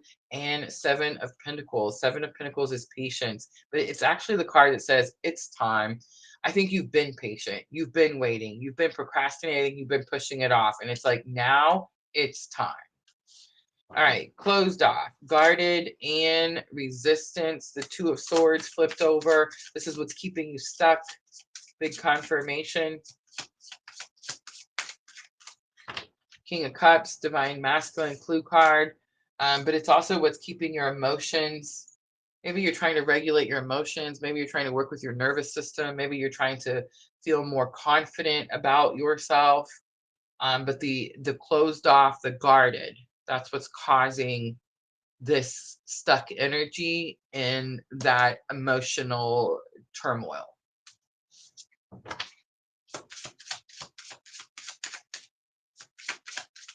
I mean, it could also be divine masculine. Ten of Pentacles, goals and achievements. Yeah. If you want to succeed, if you want this Ten of Pentacles, if you want the gates of triumph, you are going to have to overcome some emotional instability. I mean, most likely it's fear. It's fear. And it could have some fear to do with walking away from counterpart energy, maybe having to leave counterpart energy in the past. Here's another thing, though, Sagittarius. Are you really leaving counterpart energy in the past? Is that even possible? If we could walk away from our twin flames, do you think any single person would choose to go through this journey? Like, I don't. I do your guys' readings all the time. I do not know, not a single one of you that would look at me and go, yeah, Rosa, I would willingly choose to go through this. No, no. The Hanged Man, stuck in your head. You're stuck in your head about something and it could cause you to lose an opportunity.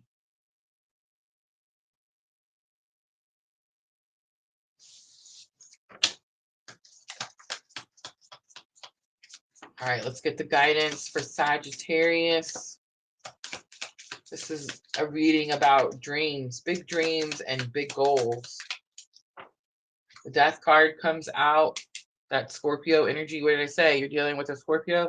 I am learning that endings are merely beginnings. Thank you, Spirit. Have mercy. Purpose. I know what I'm here to do. Surrender on the bottom. I can release my need to control. Again, thank you, Spirit. All right, Moonology to close it out. Adjustments are required. Third quarter moon, a time for healing. The Bosmic moon. It's time to take action. New moon in Aries. All right, I'm going to leave that there, Sagittarius. I hope that reading was helpful. I love y'all. I love you. Again, Sagittarius is my moon sign. So I correlate that reading with my fear. If I continue to allow my fear to hold me back because I don't want to open up and be more vulnerable, you see what I'm trying to say?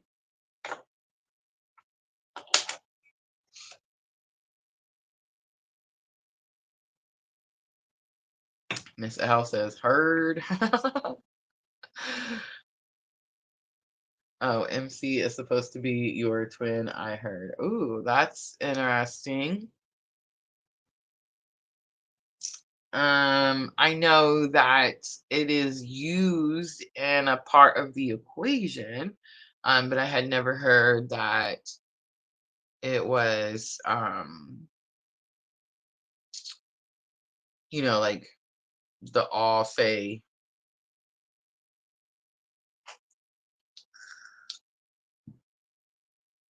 Um,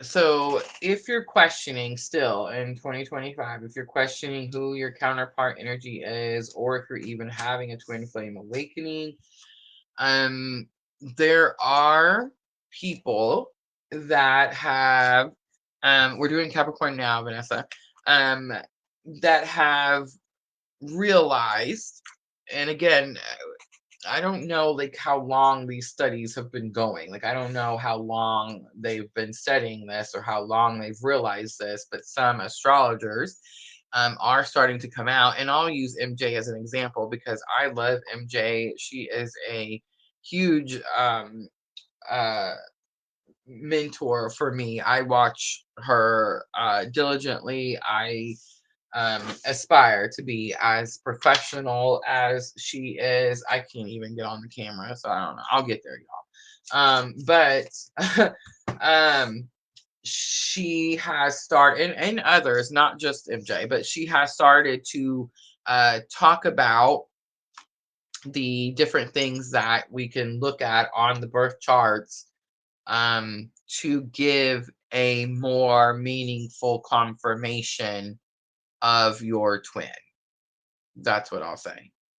Because before the studies that she's been doing, where we look at these different houses and these different aspects, and then put them together like a formula. Um, Before this, there really was no like scientific, you know what I'm trying to say, like nothing that I could like hold in my hand and be like, yep, that's your twin. You see what I'm saying? But now, again, because of the study of astrology and birth charts and whatnot, they are, and again, I don't know how long they've been doing this, but it's like they're starting to come up with some conclusions where you can look at certain charts in certain areas and you can give yourself a more firm confirmation. Now, I've always done the synastry charts, and that's where you put the two charts together, right? And just with my own gifts, my own abilities, spirit by my side, I have been able to look at people and see where maybe like they're dealing with a karmic and they think it's a twin flame. Or I've been able to see where like they're dealing with a soulmate and they think it's a twin flame. Stuff like that.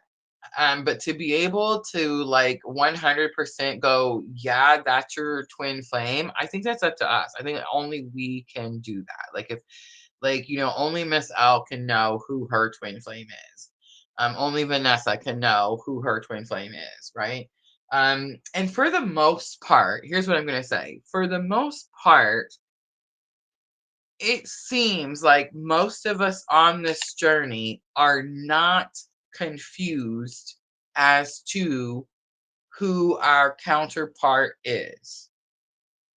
I would say 80%. 80%, the majority knows. There's no confusion. We don't go, oh, maybe it's this guy. Oh, maybe it's that guy. Oh, maybe it's this guy. No, we know. We know. You know what I'm saying? The majority. Now, there are some people that don't know 100%. And I believe that for most of those people, that person, their counterpart energy, on the other side of the veil, either did not choose to incarnate in this lifetime or has passed away. And again, this is just Rosa, my experience, my whatever. putting the pieces together. That's what I believe. It's funny when the karmics think that they're twin flames. Yes, absolutely. Absolutely. It's also funny when we try to make karmics soulmates or twin flames. I feel like I just did that for 4 years. I was learning a challenging karmic lesson, which I should have learned 4 years ago.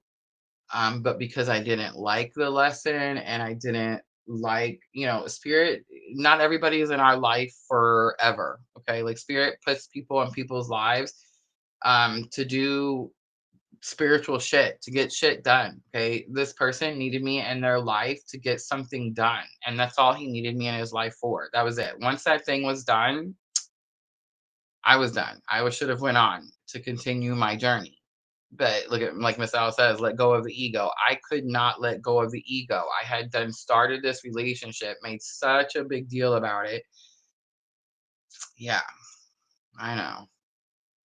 So, but it's okay. I'm totally here now. I'm healing. I'm holding myself accountable. I'm accepting my consequences. Doing all of the things.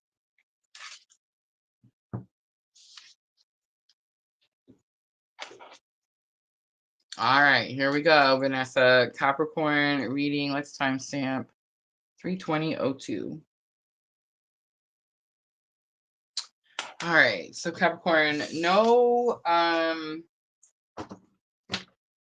I'm not labeling any date. So we're looking at 2025 in general. We're looking at nodal transit on January 11th happening. North node moving from Aries to Pisces.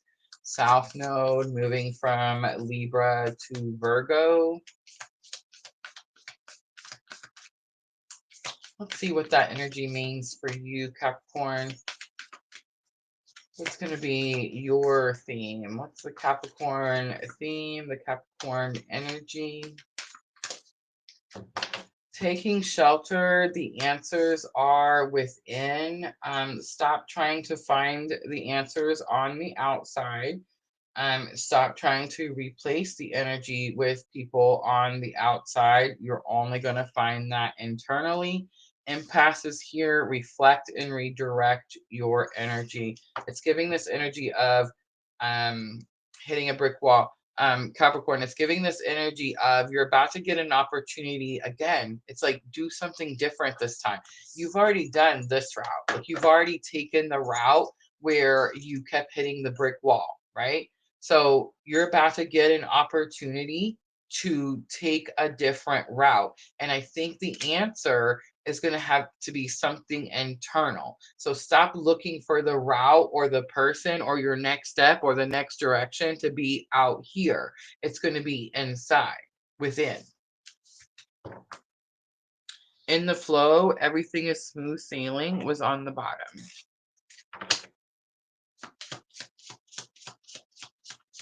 All right, let's look at challenge or obstacle that you may be facing.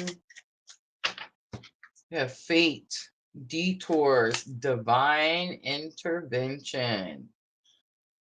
Capricorn, whatever that thing is that you thought you were just going to be able to go back and just do it the way that you used to do it, no longer. Divine intervention. Like God said, no. Control tactics. This is lesson learned. The outcome, shadow side, the moon, the dark night. I feel like Capricorn got that dark night shadow side card just not too long ago. Self-worth and expectations is on the bottom. I think you had an expectation that you thought you were just going to be able to continue down some route and you were going to be able to continue doing something that you had been doing. And now I think you're being shown that that is not the case. You could be experiencing a tower. It's actually a tree being hit by lightning, but it could be like a tower moment. The detours card says you could be taking a detour, but I actually feel like you already took the detour, Capricorn, and the fate, the divine intervention is spirit realigning you towards something. Lesson learned is going to have something to do with the control and the tactics. It's probably like something you're trying to control, or the tactics that you're using to try to control something. And then the outcome is the shadow side, the moon, the dark night. So it's like you finally face something that you've been scared to face. That's why you kept hitting the brick wall. But it's like you finally do it.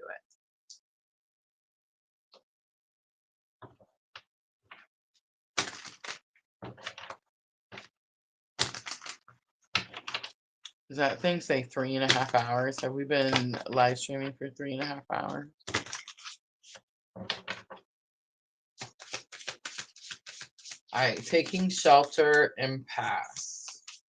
What is this about? Again, taking control, taking power back, maybe even 7 of Swords, leveling up, 6 of Wands, being noticed, recognizing something. You could have been giving your power away to something as well. You could be recognizing what you are giving your power away to. It could have something to do with the Emperor. It could have something to do with knowledge, gaining wisdom. Aries.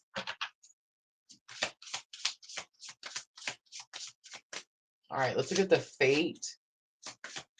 Divine intervention. Look at that. Ooh, the goosebumps. Capricorn, you're in trouble too. Why y'all in so much trouble?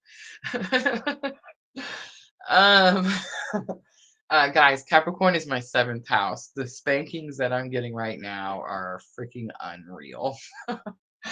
um okay, divine intervention, hearing your calling, following your purpose. You were giving something your power, Capricorn, and you were not following your purpose. It's like you were telling God no. I mean, good luck with that. I'm just saying. I tried it a time or two. Look, Ace of Wands, guys, Google. Ace of Wands is fate, destiny. Look at this. Fate. Do you see it? Oh, Capricorn, the goosebumps. And the 5 of Pentacles coming out. 5 of Pentacles, abandonment, rejection, feeling left out in the cold.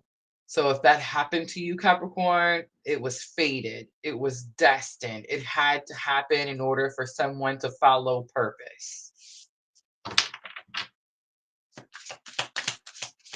5 of Pentacles does say it's okay to ask for help. Let's look at that control tactics. 4 of Swords, blessing in disguise. 8 of Wands, quick information and sudden changes. And 2 of Swords. So Capricorn, if you're feeling stuck now while you're listening to me, I feel like you are, you wouldn't be listening to this reading. Like if you weren't feeling stuck in life, you probably wouldn't be listening to tarot. If you were removing blockages and taking actionable steps, that's not true. I guess you might could listen just for guidance. But I feel like most of the time when we're listening to tarot readings, it's because we haven't actually taken the actionable step. You see what I'm saying? We're still thinking about it. That's sword energy. Like we're still thinking about doing it. The wand says, get up and do it. Get up and do it. 4 of Swords is healing, blessing in disguise. I think that's what you have to get up and do. All right, the shadow side, the moon, the dark night. It's possible this has something to do with shadow energy. This could have something to do with like working with your dark side, things that you bury deep under the rug, something that you're scared of or fearful of facing. I think that's what it is right there, especially with that moon card. Yeah, 9 of Swords comes out. Is this something that's causing you a lot of anxiety? It could have something to do with depression. You have to face it so that you can have a new foundation, so you can become stronger. This could have something to do with family or children. Ace of Cups is here. Intuitive hits. It's like you know that you're about to face something you've had buried deep for a long time. Two of Pentacles is on the bottom. Two of Pentacles could say that you're being pulled in too many directions, or you feel stretched at this time. All right, Capricorn. Something or someone, either you gave your power to it or it took your power, because you either didn't know what your purpose was, wasn't hearing your calling, or was just flat out telling God no. Now you could be feeling like you've been abandoned, like maybe someone's left you behind, like you've been left out in the cold. This healing period, this pause, this reflection period is definitely like a blessing in disguise. Blessing in disguise. Because now it's like you're going to be forced to face something that you thought you were scared of. And that something has something to do with trauma, anxiety, depression, anything like that. And now when you face it, you're going to build a stronger you. Your home, your foundation, your like being, yourself within you is going to be stronger for you, your family, your loved ones, your children. Ace of Cups is like, you just know it. Judgment, again, judgment, purpose, calling, Scorpio. I understand that everyone has their own unique paths and challenges. Service, this is purpose, right? I feel good when I help others. Courage is here. I find the inner strength to face fear with confidence. Look at that confirmation. Freaking Capricorn. Oh my goodness. All right. Moonology to close it out. This is going to help with your thoughts and emotions. Don't let pride get in your way. It's full moon in Leo. Capricorn, you were wrong. Just get over it. Be right the next time. Do what you need, or what do you need to release and show the world the real you. It's full moon in Aquarius. The energy is gaining momentum. All right, Capricorn, that's it. I hope that was helpful. As we have two left, we have Aquarius and Pisces.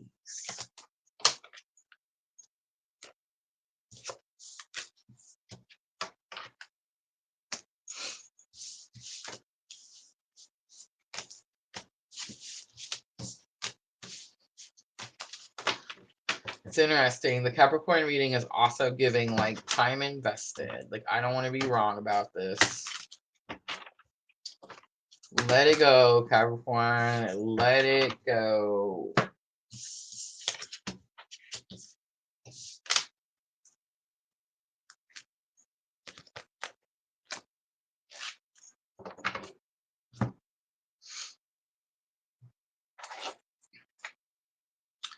All right, Aquarius.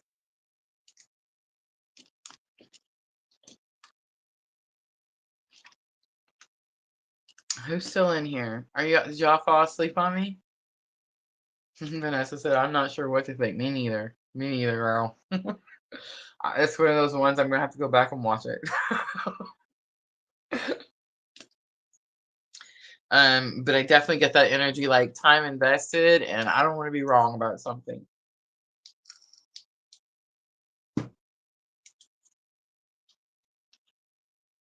All right, Aquarius. That was a good one too. All right, let's do 33242. 33242 for Aquarius. So the 3s and 2s. Number synchronicities could be strong. All right, Aquarius, let's get the main theme. What's the main theme? What's the main energy you're going to be working with? Answering the call. The time is now. Breaking trail. A breakthrough is at hand. Staying focused. Hold the course.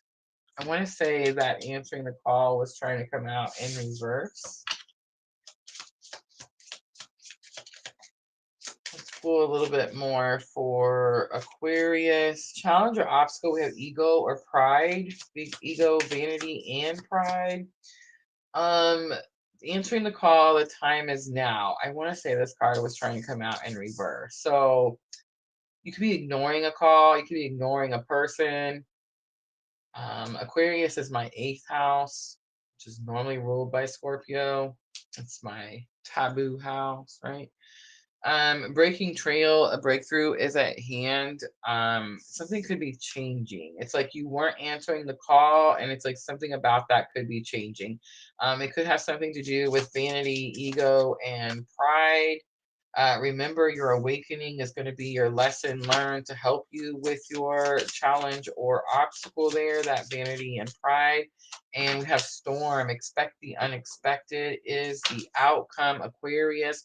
We have spy, watching. It's definitely giving the creepy stalker guy, Page of Swords energy. Somebody could be watching. All right, Aquarius, let's clarify. Let's get a little more information. You're ignoring some call, or you were ignoring some call, and it's like now the breakthrough is here. Now you're paying attention. Oh yeah, Ace of Cups, intuitive hits, Page of Wands, baby steps. It's also fear to make a move. The Hermit, big confirmation. Yeah. All right. So you could be hearing the calling, Aquarius, but you're afraid to make some move. You could feel like you don't, like, why me? I'm not ready. I don't have the potential or what it takes to deal with this Hermit energy.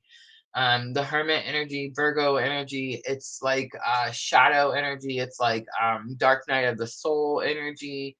And it could be underworld. It could be like I don't want to say, like, something coming to an end, something transforming, something going on to its next cycle. All right, but something about your ego, vanity, or pride,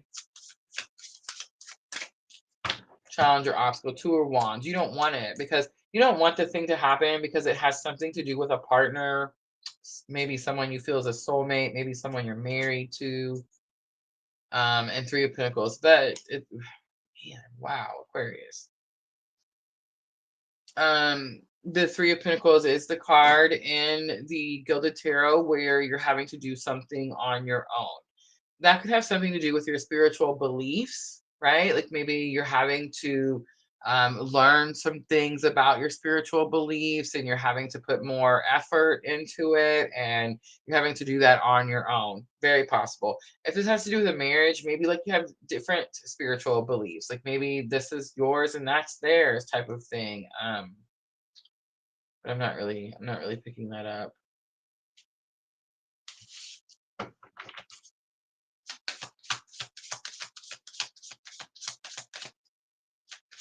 I could be talking to an Aquarius that is in a spiritual connection with someone and having to do something on their own.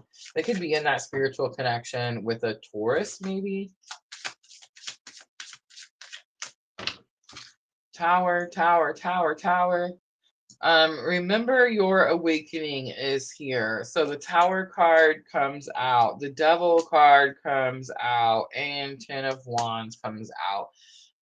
This person could have awakened you. This person could have caused a disruption in your foundation. This person could be, I don't want to say they're karmic because, again, there's no such thing as a karmic twin flame.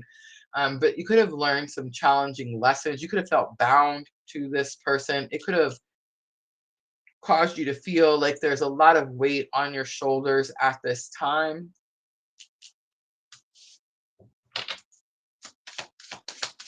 I just burped, so I feel like confirmation. All right, the storm, expect the unexpected for the outcome. What is happening? The magician, the tables turn. Nine of Wands, don't give up on something. Ace of Swords, new communication, new clarity, new understanding. Page of Pentacles, somebody takes the first step or makes a small offer. All right. Again, you could be dealing with a Virgo, a Taurus, that's Mars energy, Pluto energy. So that's going to be Aries, Scorpio, Capricorn, Virgo, Gemini, could be even lots of major arcanas here. The happiness card, Aquarius. I am aware that being happy means that I'm on the right path.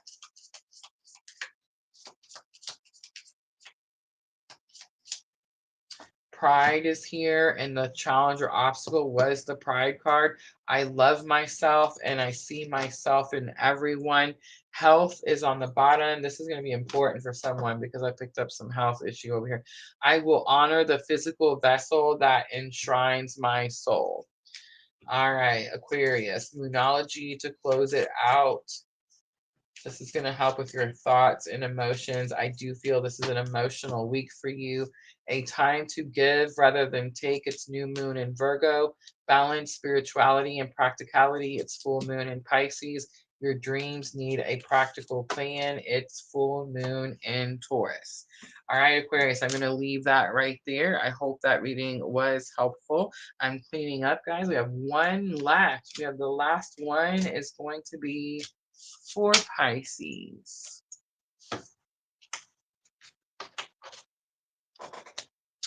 Miss L says, watching ads. Is there ads right now? Is there on this one? Have there been ads throughout the live? Because that's going to give me a decent paycheck, a 3.5 hour. Ooh, there was. Heck yeah, Rosa. I always forget to set the button. But yeah, a 3.5 hour live. That's pretty sweet, y'all. It's pretty sweet.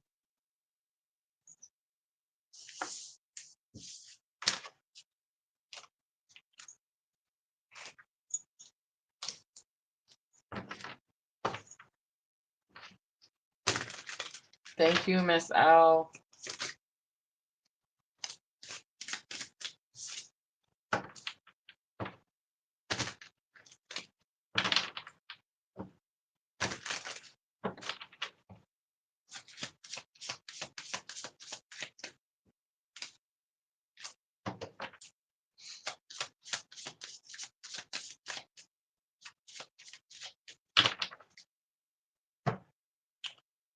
All right, guys. So what is next? Thursday is when we would normally be back. I'm still gonna do the Pisces reading, but I just want to get everything kind of together so I can wrap it up nice and easy at the end. But and guys, I did pull Tree of Life out. So if anybody wants like an oracle for 2025, let me know. I'll try to pick a few at the end. But my sons are supposed to be here tomorrow. We are dealing with some weather and travel plans, and it's very possible that their trip may be delayed. I'm really hoping not, because I've been here for a whole month and I'm so ready to see my boys and I'm ready to see my grandson, and I'm like, oh, please just let this work out, right? So if they come in, we may not have a live on Thursday, and I just want to apologize for that ahead of time, because I have definitely been trying to be very consistent with all of the lives. But it means a great deal for me to be able to spend time with my sons and my grandson, especially after this transition and this big move that just happened to me at the end of last month. My healing heart needs it, right? So again, it is very possible that I will not be here on Thursday, but if that happens, guys, I try to put shorts out every day that we don't have a live. So make sure to check out the channel and make sure to hit those notification bells to all because it does let you know when I put shorts out. I may also like try to upload a different video, a smaller reading, something like that, just so that there's something out there. But again, if they do make it, and I'm desperately hoping that they do, I probably will not be here on Thursday. In fact, I'm just going to come out and hold myself accountable and just make it and say I won't be here on Thursday live. Again, there'll be shorts, there'll be something. So please, check the channel out. Keep the community tab in mind as well. My next live should be Sunday night. So the next live should be Sunday night, and I believe that is on the 5th. Let me check that really quickly.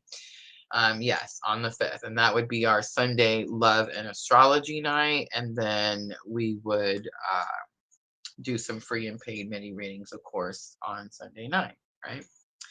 So yes, I just want to make sure everybody knows. Michelle says no apology needed. Yes, it just feels weird to me to like not show up. I don't know. And like spirit's really been on to me about it. Like even when I was going through the things because I made my life harder because I chose free will and I wanted to cause myself more challenges. It was like spirit's like, that's fine. You can be here. You can have this relationship.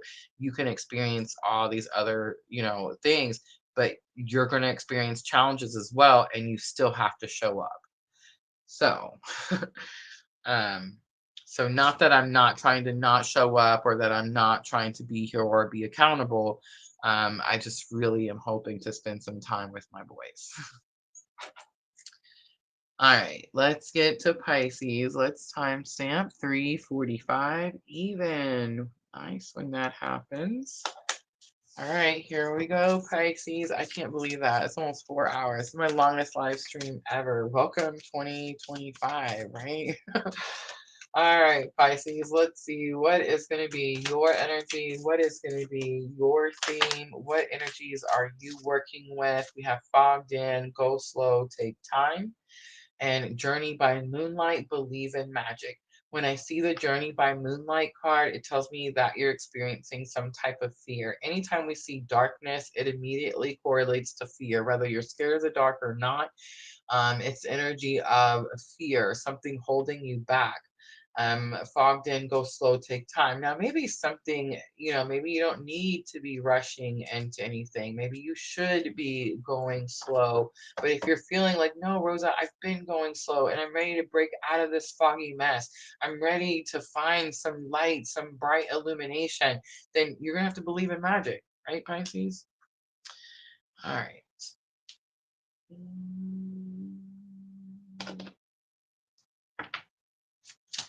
Yin Yang Oracle. Let's see what else comes out for Pisces.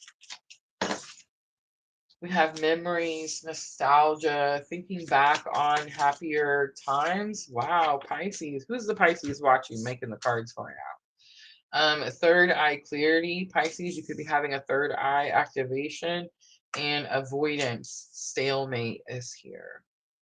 I'm not liking that stalemate. Chemistry and passion is on the bottom. You're avoiding something. You're avoiding being aware of something. You're avoiding remembering something.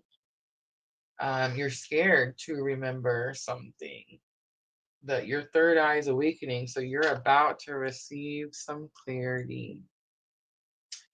I feel like for some of you Pisces, you're going to be like, thank goodness. I'm tired of trying to figure it out. Just, let me know.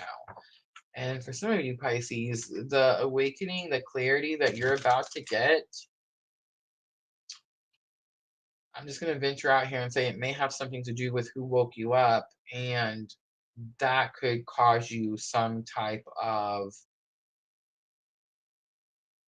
um, stalemate energy, something you're trying to avoid. All right, go slow, take time. Journey by moonlight, believe in magic.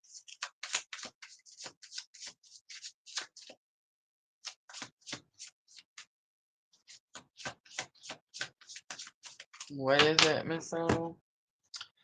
Five of Cups. Oh, I be getting in trouble. Five of Cups comes out, Pisces. Five of Cups says that you've experienced some loss, but you're so focused on that loss that you're not seeing your future or how to get to your abundant future. And it could have something to do with equal effort, soulmate partnership. But you're being shown that right now. I mean, I'm venturing out, Pisces. I know some of you are going to be like, oh my gosh. All right. I think that some of you could be having this type of awakening, and I think that some of you could be in denial, or maybe, okay, the mind, the brain, the mind, it's like it tries to protect itself. It's like we have repressed memories and we push it down and we hide shit, hide stuff from ourselves, right? I think this has something to do with that. It's like you've hid something from yourself about a partner, another person, equal effort, someone you're connected to, because you lost something. You lost them. Maybe there was a breakup. Maybe somebody left. Maybe whatever. And it's like you're still focused on that loss. You're not seeing the bigger picture of the whole, like, reason for the purpose. The challenge or obstacle is the memories and the nostalgia. Wheel of Fortune, Sagittarius energy, Three of Cups, third party, Ace of Wands, fate and destiny. Something was fated. It was fated to go that way.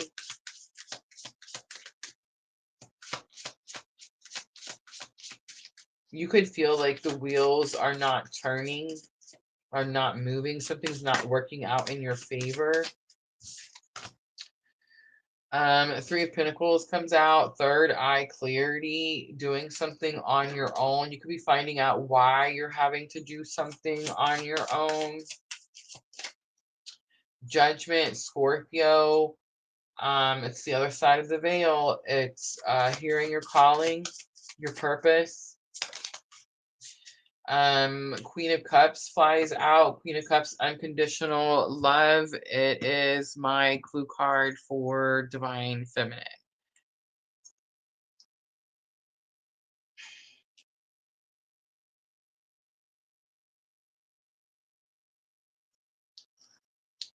I think you're gonna have.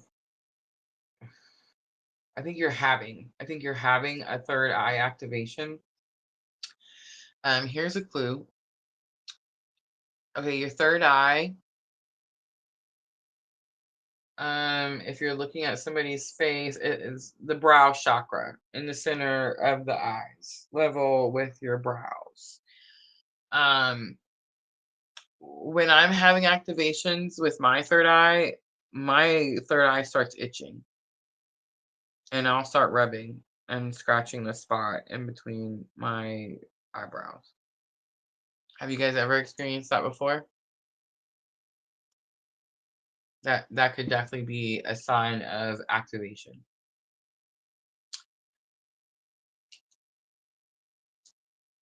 I think you could be learning why you had to do something by yourself, the purpose or the reason behind it.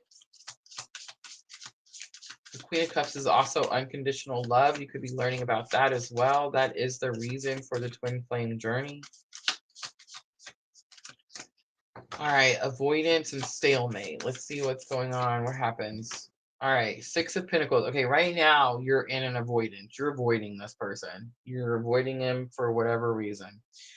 You don't want it to be them. You don't want it to be this thing. You don't want it to be something. So you're avoiding it. But Six of Pentacles is here, and it says that you're about to get some help. The scales are going to be balanced. Something's going to be made fair again. Queen of Swords is here. Queen of Swords could have something to do with communication, having healthy boundaries. It could have something to do with standing up for yourself.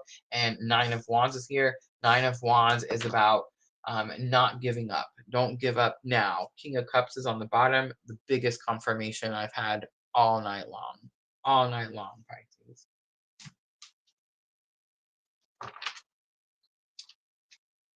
Wheel of Fortune, Jupiter, Sagittarius, Judgment, Pluto, Scorpio.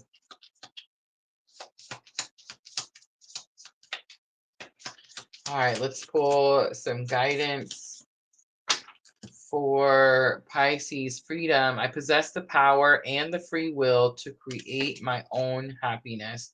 Peace. I am a being of love and I release all negative energy. Balance. Look at that. Where's some scales? It says, I bring a state of perfect harmony into my world and I do so without judgment. That's literally all these cards right here. On the bottom, empathy. I am open to seeing both sides of a situation. And that could happen. You may have been avoiding seeing both sides of a situation. And it's like now something happens and you're like, okay, I see it. I understand. A win-win outcome is forecast. It's full moon in Libra. The end of a tough cycle approaches. It's full moon in Capricorn. And the energy is gaining momentum. It is the waxing moon. All right, guys, I'm going to leave that there. I hope that reading was helpful, Pisces. All right, guys, I'm going to stick around. I'm going to do a couple of card pulls. My New Year's is almost here, guys. We're only 4 minutes away. I honestly, when I set this live, thought it would be like an hour and a half, maybe 2 hours max. I did not expect for us all to be here at midnight, but look at us go, right? All right, guys, I hope those readings were helpful. If any of those readings pulled at your heartstrings, please make sure to tap that like button for me. Like, share, comment, subscribe, all of those good things. It does help us bring growth. Luckily, since I've gotten my head out of my ass, I have now been able to pump and put more effort and time into PLR. And we are definitely steadily growing. All right.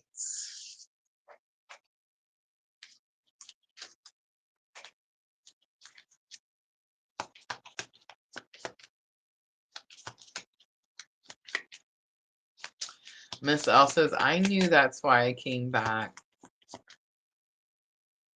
Did you want a card pull, Miss L?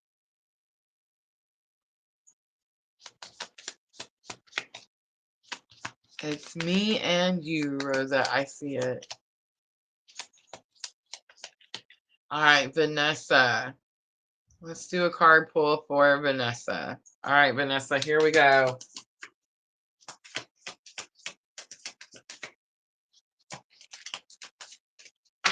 I'm really happy to be with PLR on New Year's. Like, this is perfect. Like, I couldn't have been anywhere else. This is exactly, what was the Aries card? You're exactly where you're supposed to be. Like, it's that perfect.